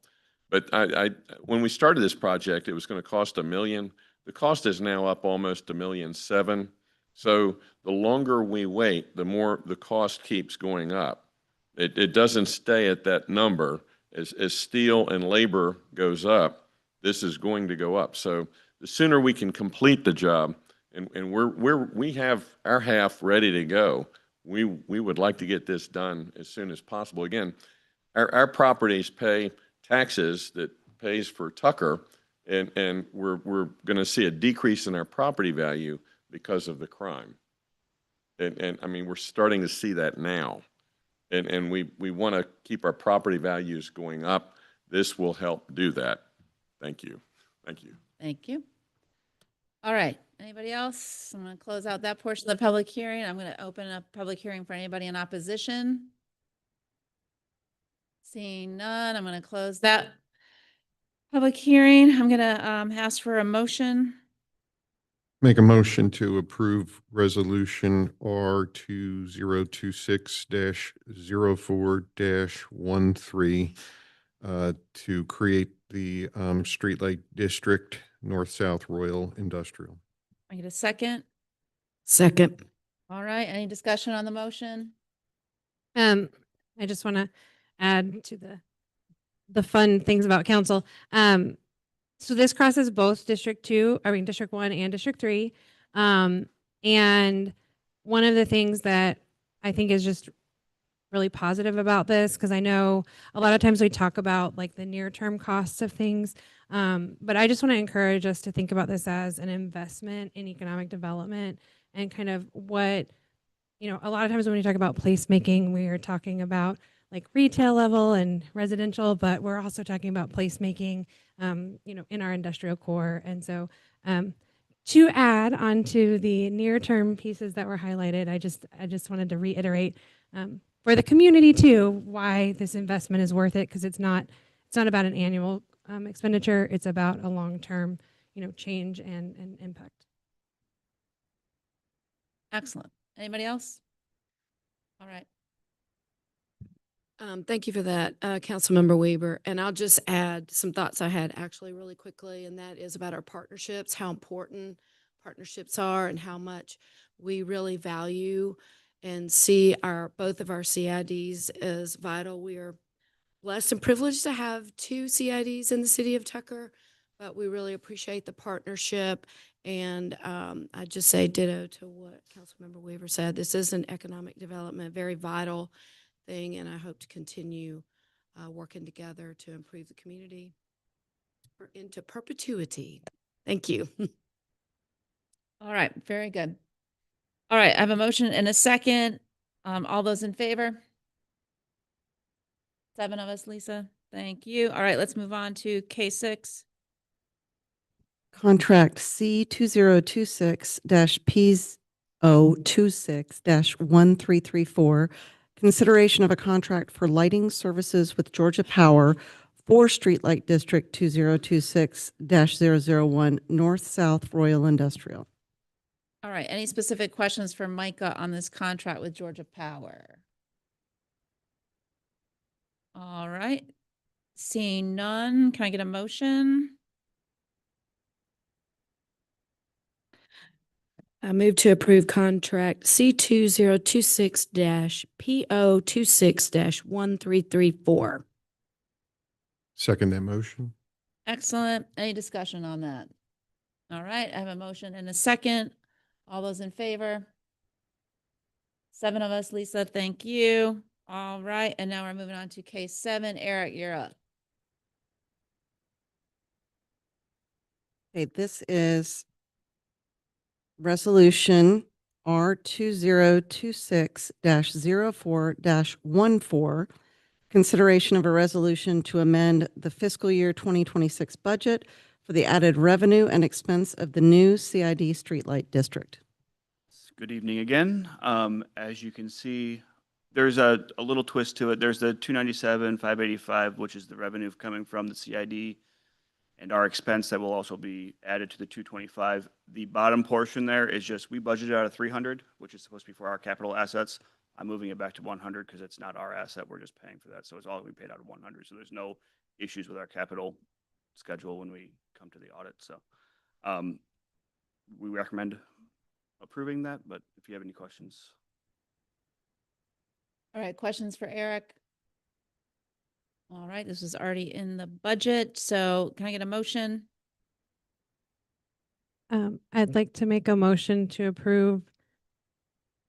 Sorry, I went to look at it on my screen and it doesn't have the right number on it. K7. It was K8. Well, formerly known I was as. looking at the agenda item title in the document. Resolution R 2026-04-14 to amend fiscal year 2026 budget for added revenue and expense of the new CID Streetlight District. Right. Get a Second. Got a second? All right, excellent, very good. Our bookends down there. All right, any discussion on that motion? All right, seeing none, all those in favor? All right, I see 7 hands. Very good. Thank you all. Excellent. Thank you. Thank you. Emery, Larry, Jennifer, appreciate you. Micah, thank you as well. All right, we will have executive session and we can wrap up with some mayor and council comments. I'm going to start down here. Anybody down here have any comments?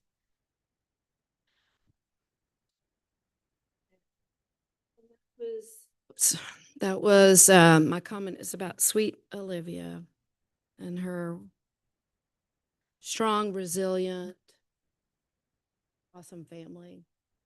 I was so touched and moved and actually quite overwhelmed.